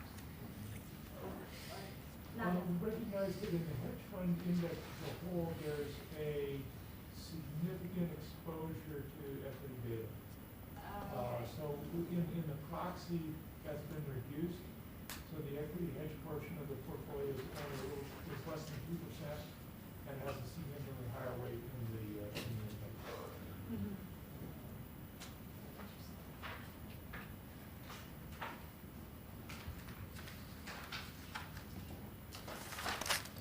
So the conclusion on slide 23 is that the portfolio for the proxy, the hedge fund proxy, has been constructed in such a way that it has a low beta with the equity market. It also has a relatively low R-squared. The correlation is modestly high. There's still equity exposure in the hedge fund portfolio, but that's really a function of trying to pursue a return that's higher than that of the fixed income market. We have to offset the reduction in volatility with something that allows us to earn the targeted rate of return for the entire portfolio.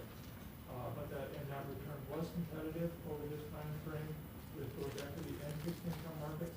The volatility was relatively low, only about a percentage point above that of the fixed income market. And therefore, the Sharpe Sharpe ratio, the return per unit reverse taken was very attractive for this proxy over this time.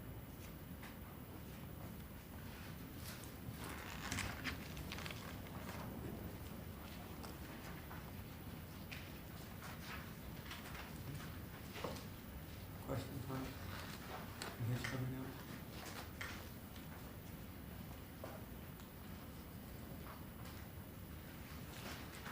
Okay.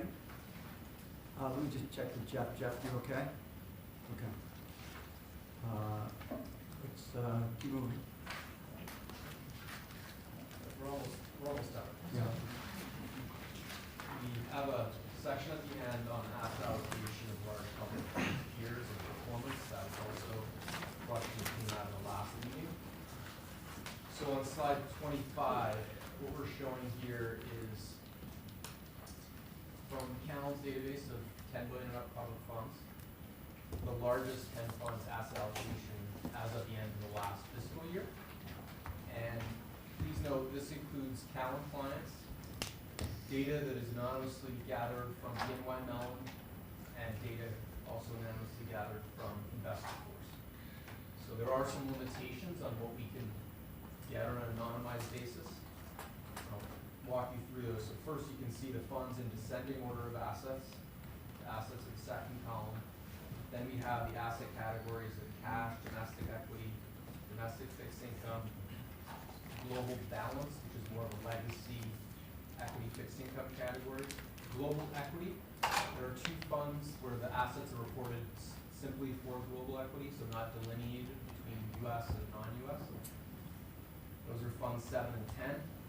That international equity, so most of the time we're getting that split out between U.S. and international. International fixed income, to the extent there's exposure to that. Other alternatives, this is important. There were questions about allocations to alternatives. There are limitations on what we can gather on this basis in terms of allocations to areas like hedge funds, private equity, infrastructure. So we have a bucket here, other alternatives. And then the one that we were able to break out is real estate. You can see, looking at the median, that these are generally very well diversified asset allocations. If you look at these large public funds ranging from 148 billion down to 61 billion in assets. So you can see U.S. equity at 22%, domestic fixed at 22%, international equity at 23%, other alternatives, that broad bucket at 19%, and real estate at 10%. One observation here is that I think every one of these funds goes beyond the constraints of our basket, right? It's really telling, actually, how much the basket does constrain us. Right, and the median is 4 above. 4 points Yeah. above. That's the median. As the median. Yeah. Well, it's even worse than that because you get added the international equity. Yeah. Yeah. Right. International equity above 10, right? And if they have international fixed, Yes. does the international fixed That counts for the basket too. count for the basket above 10 as well? Right, that is. Yeah. The International, median or not. yeah.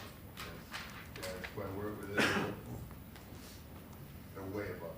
Way above, like nobody's below 30.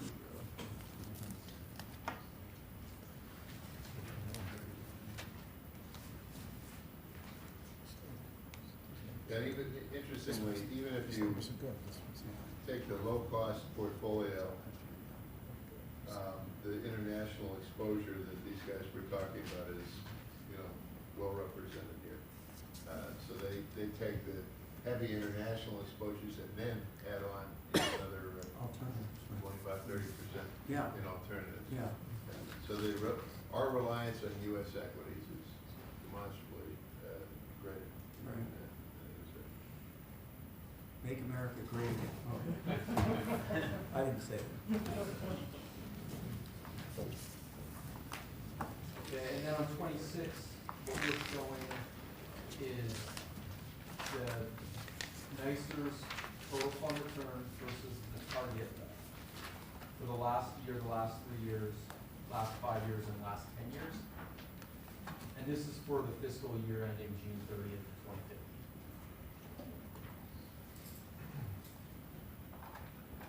2015. This, by the way, is with a huge tailwind for the performance of U.S. equities that, as we just discussed, we have a bias toward. So with that huge tailwind, you would have actually expected us to do better relative to that. And you do see that particularly, not in the last fiscal year, ending June 30th, 2015, but certainly in the 3-year, 5-year annualized numbers. Remember, those are not cumulative, so those are annualized.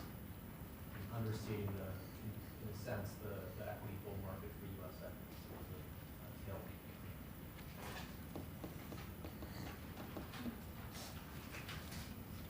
and then we also did drill down. So there were questions about who the top performing fund in terms of what their asset allocation was. So there are 2 different sets of charts that we include on 27 and 28.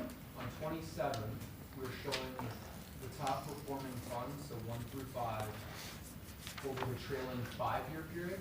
We're also showing their 10-year return, and there is overlap with what we show on the subsequent page. But what the intent here is to show the funds that had the top returns over that 5-year period ending June 30th, 2015, and what their asset allocation was. We went back 10 years, 5 years, and then the current asset allocation. And there are data constraints here. So you can see for funds 1 and 2, we have no data for 2005 and 2010. For fund 2 and for fund 1 just for 2005.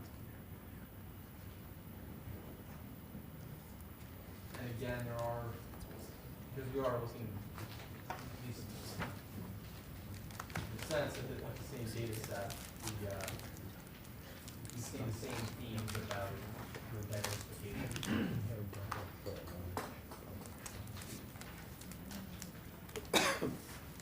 But over the last 5 years with the full equity market, it paid off to be less diversified.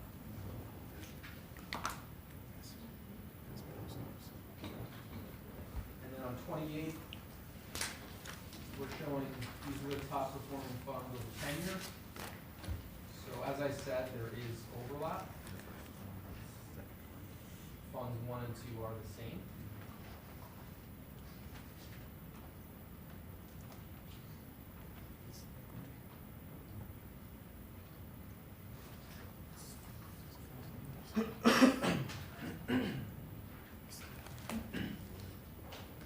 So Fund 1,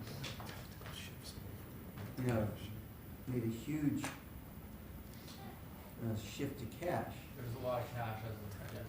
That's a lot of cash. Yes. And there could be, so that's data that's verified with the third-party providers. So that is the standing as of that end. As of June 30th, 2015. And so what they did is they took money out of equity and out of alternatives and put it into cash, at least as of June 30th, 2015. Right, and that's in contrast to, like we've been talking about, if you look at Fund 2, how heavy they are on U.S. equity. Yeah.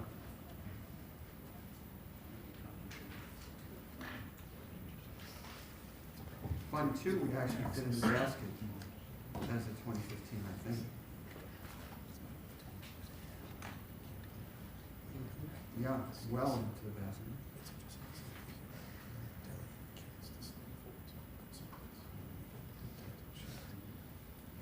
It almost seems like those are market timing bets. At least Fund 1, it seems like they bet on the end of the bull market in equity and, the lack of, and the low interest rate. And you don't see it in, let's say, Fund 4, right? But what is important, and we have talked about this before, is what's also important to keep Yeah. So we're looking at the top performing funds in bull market US equity Mhm. period. With respect to Fund 1 through 5, do we know what their bogey is? Is it 7%, 8%? We don't have that. Okay. Are these just US funds, or they include, they don't include the Canadians, right? Or do they? It's just US.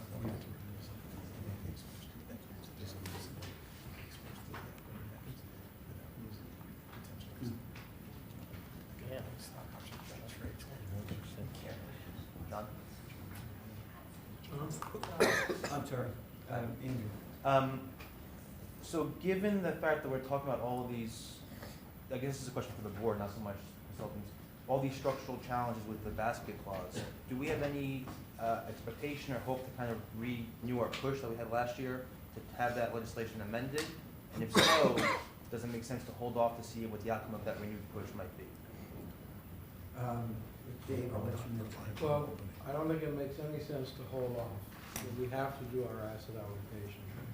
And in fact, a bill to expand the basket from 25% to 30% was passed by both houses of the legislature and vetoed by the governor. A second bill, in other words, the one that the teacher sponsored. Right. Right. Yeah, two bills that's happening. Yeah. Right. So if you look at it, so we can fairly safely assume the basket clause is not going to go away. Now, if you look at it, one of the severest constraints in the basket clause, which is the hardest to understand in the present day, is a constraint on the international public markets in the developed countries, which are, exchanges comparable to the New York Exchange, and in some cases operated by the same company that operates the New York Exchange. And in fact, if that constraint, which makes very little sense, were loosened, right? You could live with a basket clause of 25% much more readily. Well, I think that's what the teachers bill did, is it increased the amount. Slightly. But I think, as far as Dave just went, Dave's correct. If you remove the constraint on international equity, it would give you enough breathing room, actually, to not get all the way to some of these allocations that we're looking at, but most of But them. that bill was vetoed. Well, and that was even more incremental than what Dave just Yeah. suggested. That was a move of a point and a half. I think it's 2.5. 2.5. Teachers' Yeah. It I thought it was 5, or maybe it was 2.5. It's 2.5. It increased the amount of international, it From wasn't. 10 to 12 and a half. Right. Yeah, and 10 is right. It was Okay. incremental.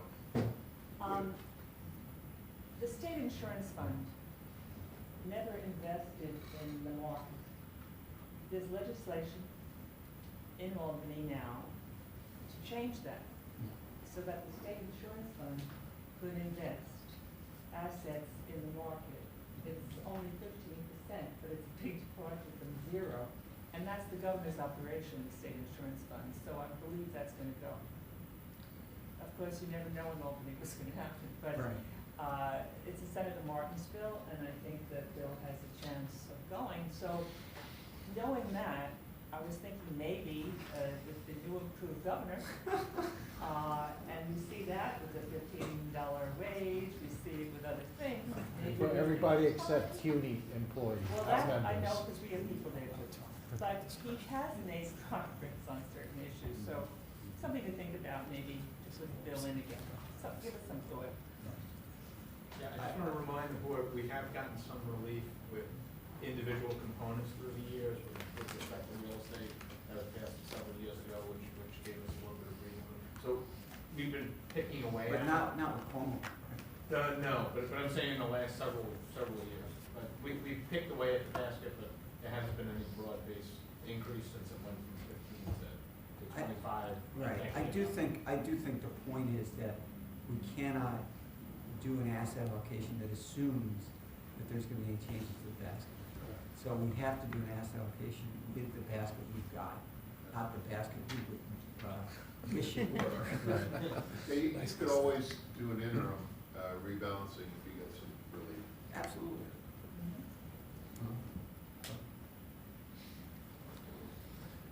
Okay. Other questions on the last part of the presentation from Callan? Okay. And that's the end, right, of your presentation? Okay, so where do we go from here, Mr. Evans? Yeah, so it would be helpful to me to know if you'd like us to pursue either the low-cost, no alternatives approach, or the higher cost with alternatives. And if you want to exclude certain alternatives, you can exclude certain alternatives. But in order for us to come back to you with a final recommendation, we sort of need to know which of those paths we're on, because you end up with very, very different outcomes. And the work of our team is very different. So it would be, and I got a sense from the discussion, but that would be helpful to us, so that when we come back to you, we would either come back to you with an asset allocation, a final asset allocation that includes alternatives, or one that doesn't. Comments from the board? Ray? For White, a low cost and no alternatives approach, I think is something that's a set of data that would be useful to the board, and I know it would be useful to our institution, our executive director, but can't there be an intermediate step or a subset of that which perhaps would back off on hedge funds, and there might be some room for other alts? It's entirely up to the board. Yeah, I think, this, other than what John had indicated earlier about looking at the asset allocation without, with lowering certain things that were or fee intensive, which we agree as well. I think I've not heard from anyone, a support of zero alternatives. It really goes to more of which of the assets classes that this board generally will feel comfortable with. Now, I'm not sure if people are prepared at this point, I mean, we may be, but I don't know, to say this is the asset allocation to look at. But I think you could reasonably assume that there is support on this board for those who do not believe that hedge funds should be part of this next asset allocation adoption. And I hear that there's some that believe that. So I would suggest that might be one way, is to come back with two, that we can have that ultimate discussion.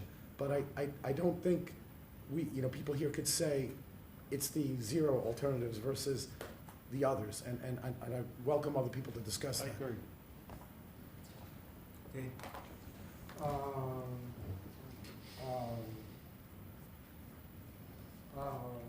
For my part, I would say of the possibilities that have been shown so far, it is the base 3 which I'm most comfortable with, because it targets the 7%, because it gives what it can to the alternative classes in their role of shock absorber.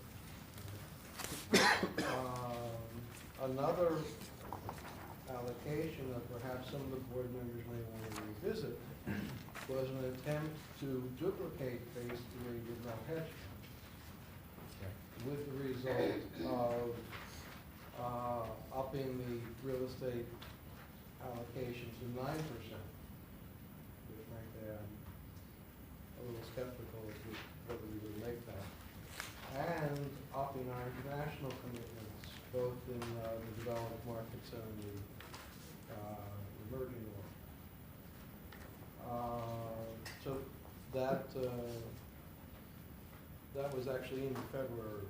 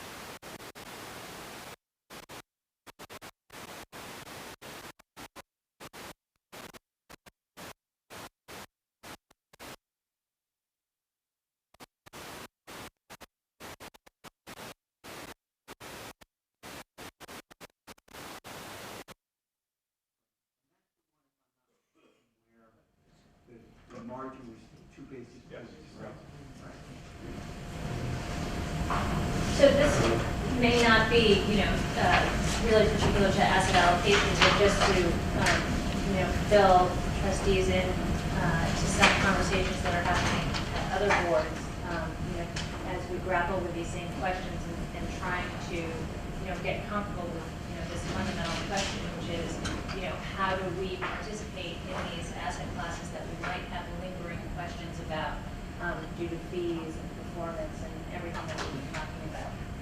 So perhaps, it's just worth mentioning that, asset allocation is, our primary goal right now, but hand in glove with asset allocation as we move forward are things like, looking at the investment policy statements, looking at the annual plans, and perhaps we can think about these asset classes not in a vacuum, which is what we need to do for asset allocation, but just in our own minds, also looking at the types of conditions and the types of sort of additional questions that we might want to talk about when we're talking about these asset classes. There can be something perhaps that we can do to make us more comfortable with the way in which we participate and the rules of the road and the conditions that we're trying to move forward. Yeah, definitely. The other thing I would add, which I think Scott mentioned earlier, is the benchmarks question. Yeah. And revisiting our benchmarks. We would plan to come to you, so let's say we've agreed on an asset allocation. Then we would come to you sequentially with public equity, fixed income, et cetera. And we'd come and we'd review the game plan for public equity, the benchmarks that we're using for comparison, the particular strategy, active, passive, where we're going after extra return, et cetera, and the IPS statement that governs it, and try to get that all lined up nicely. Of course, the first time I'd come to you about some of the overall points in the IPS statement, so that once you're done, you've really reviewed everything and everything's fresh. Sounds good. Yeah, with respect to John's request, I just wanted to point out that in fact the base 3 reduces the allocation to private equity by from 8% to 6.9%. But our current target is not 8%, right? That's from the, it is 8%? Yes. That's our current policy, 8%? Yes. And what's our actual? I think you're on it or a little ahead. Did not have policy. Right, yeah. So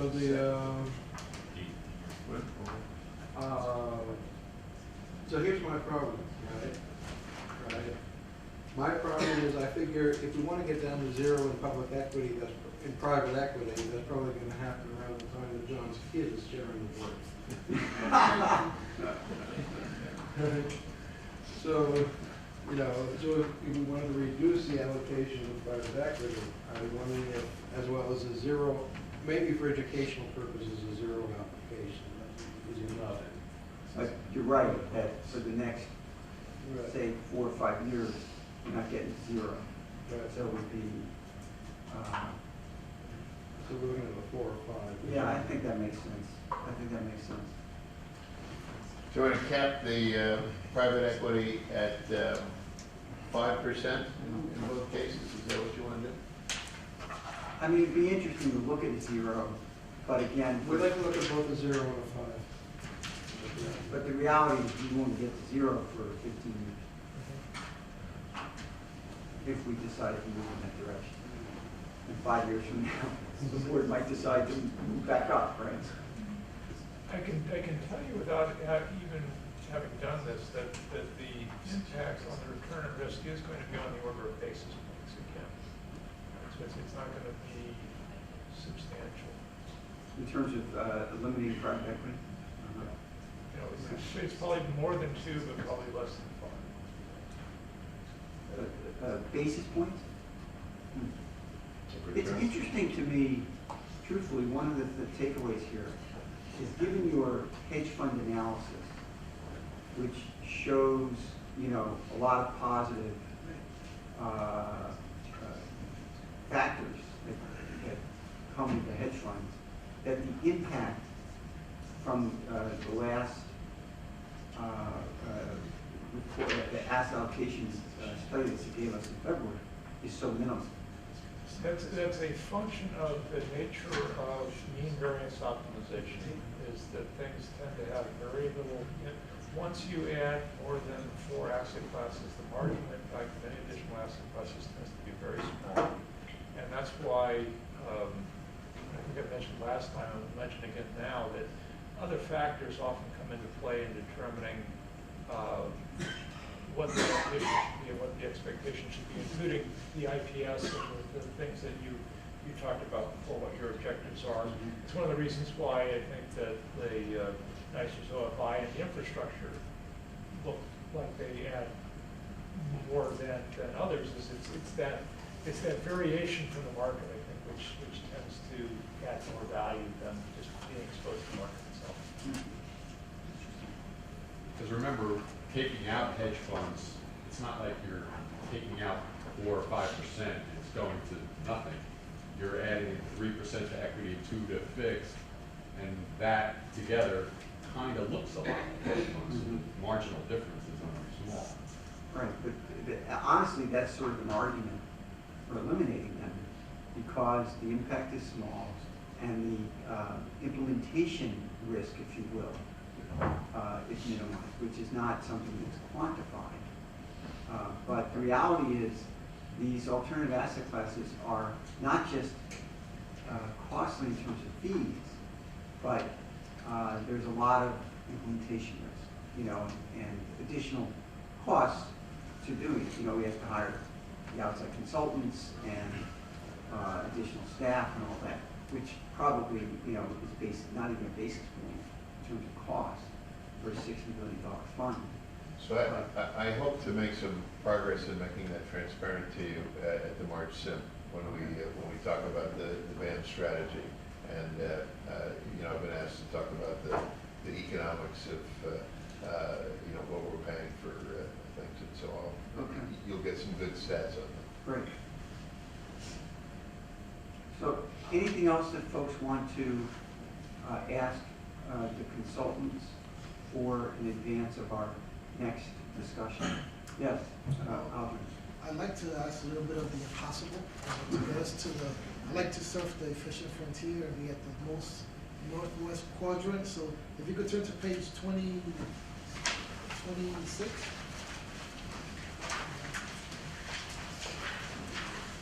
How do we become that fund with 7% return with a 5% standard deviation?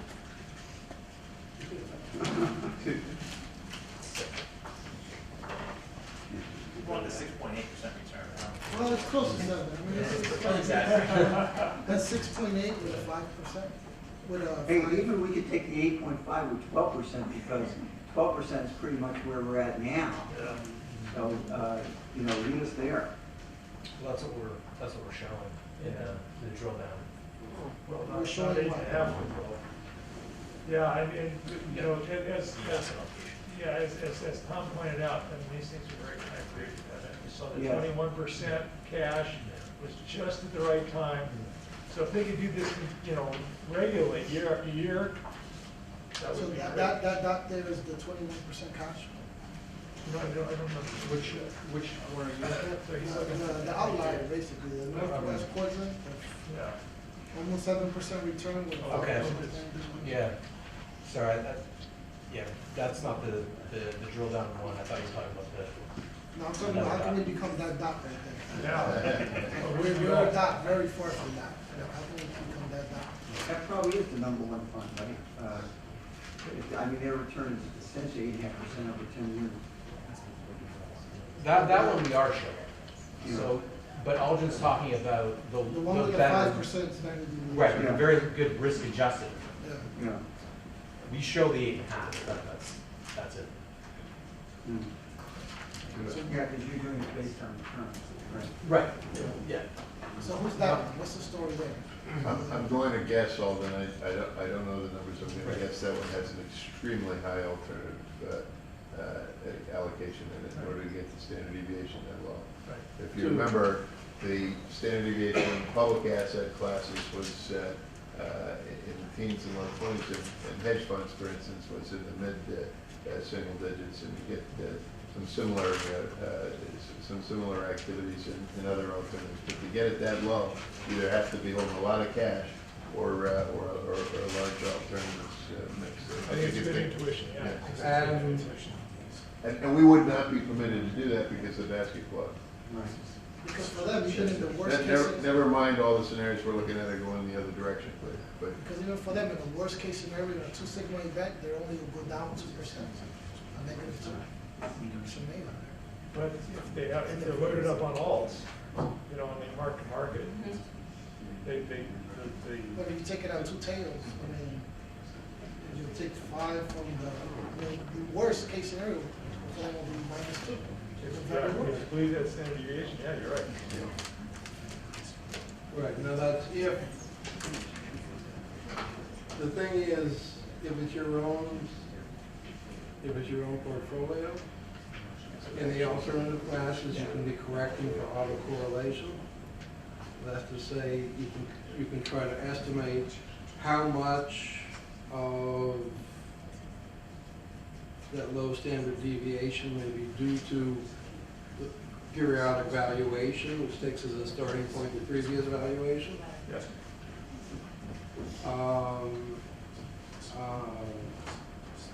And if you're looking at other people's stuff, you can't necessarily do that. Yeah, so back to the point Ray was making before about the, which Dave was referring to, that private asset classes don't mark to market enough to really observe the standard deviation. This would be an actual, and if you had a high alternatives content, it may be understating the volatility quite substantially.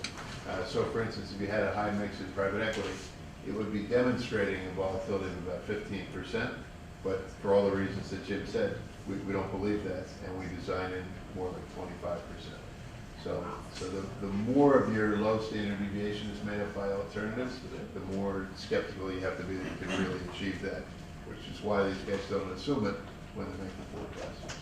But this is a peer group, right? This is a large pension fund with $10 billion. That's correct. But not adjusting, making the adjustments that these guys make. This would be unadjusted.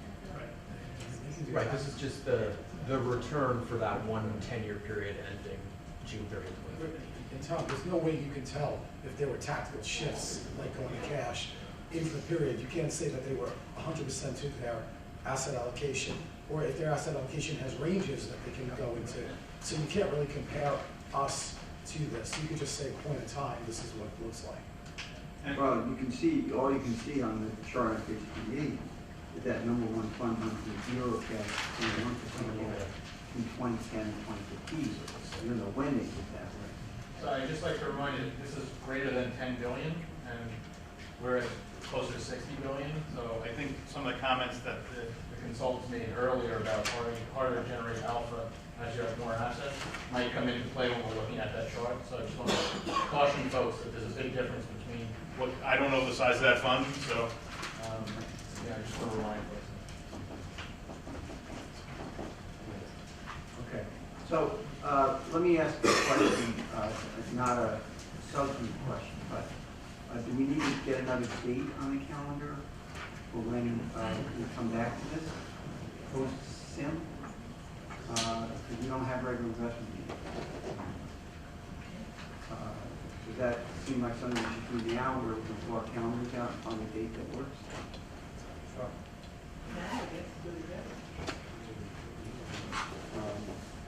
First, ask Callan, in terms of the additional questions we posed, how much time do you think we need? I mean, I would love to be able to deliver it on the 16th, but it may be pressing to get too much. I don't want to promise it for the 16th. But Yeah, I'd rather not do it on the 16th, truthfully, only because I've got 4 funds at that meeting, and probably have to go to a non-NYCERS one. So, and I'd rather take part in this conversation. So then later in the month, towards the end of the month.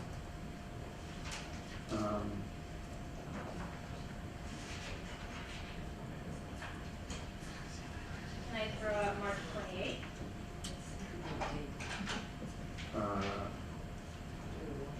Not the best day for me, honestly. How about the 29th? 29th?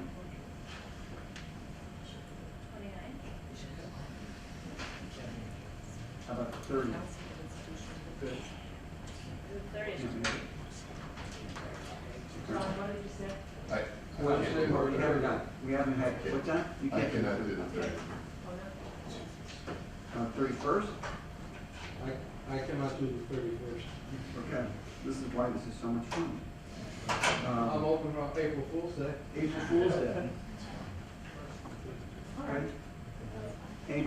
Can anybody not make it April 1st? 9:30? I'm sure. Okay, April 1st, 9:30? Yeah. Woo-hoo, we have a winner.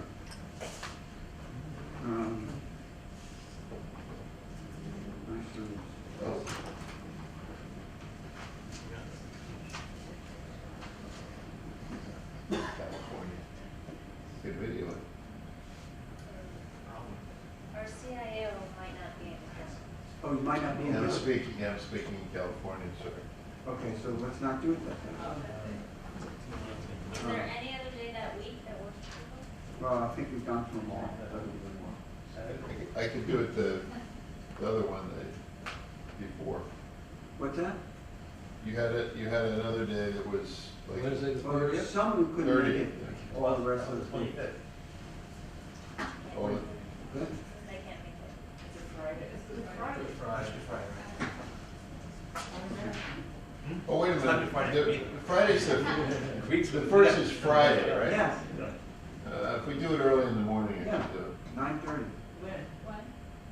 What day? I'm sorry, yeah. No, I'm sorry, I was thinking it would, I can't. April 1st you can do?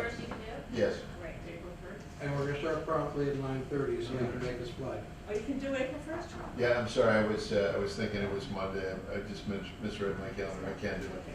You can. Yes, I can. Okay, April 1st. So we're good. April 1st at 9:30.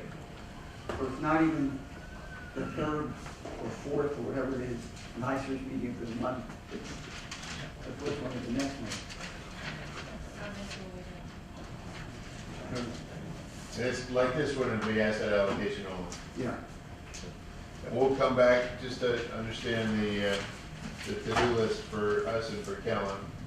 We'll re-show you base 3 and base 3 no hedge funds. We'll have a base 3 no PE, both a 0 and a 5% version, and a base 3 no PE with a 0 and 5 and no hedge funds as well. Okay, great. If I can make a request to Cal, and maybe, we can get that ahead of time, we can circulate it whenever it's ready, so people can have a chance to look at it and prepare. Yep. That's me. Great. Okay, is there a motion to adjourn? So, Second? Any opposition? Okay.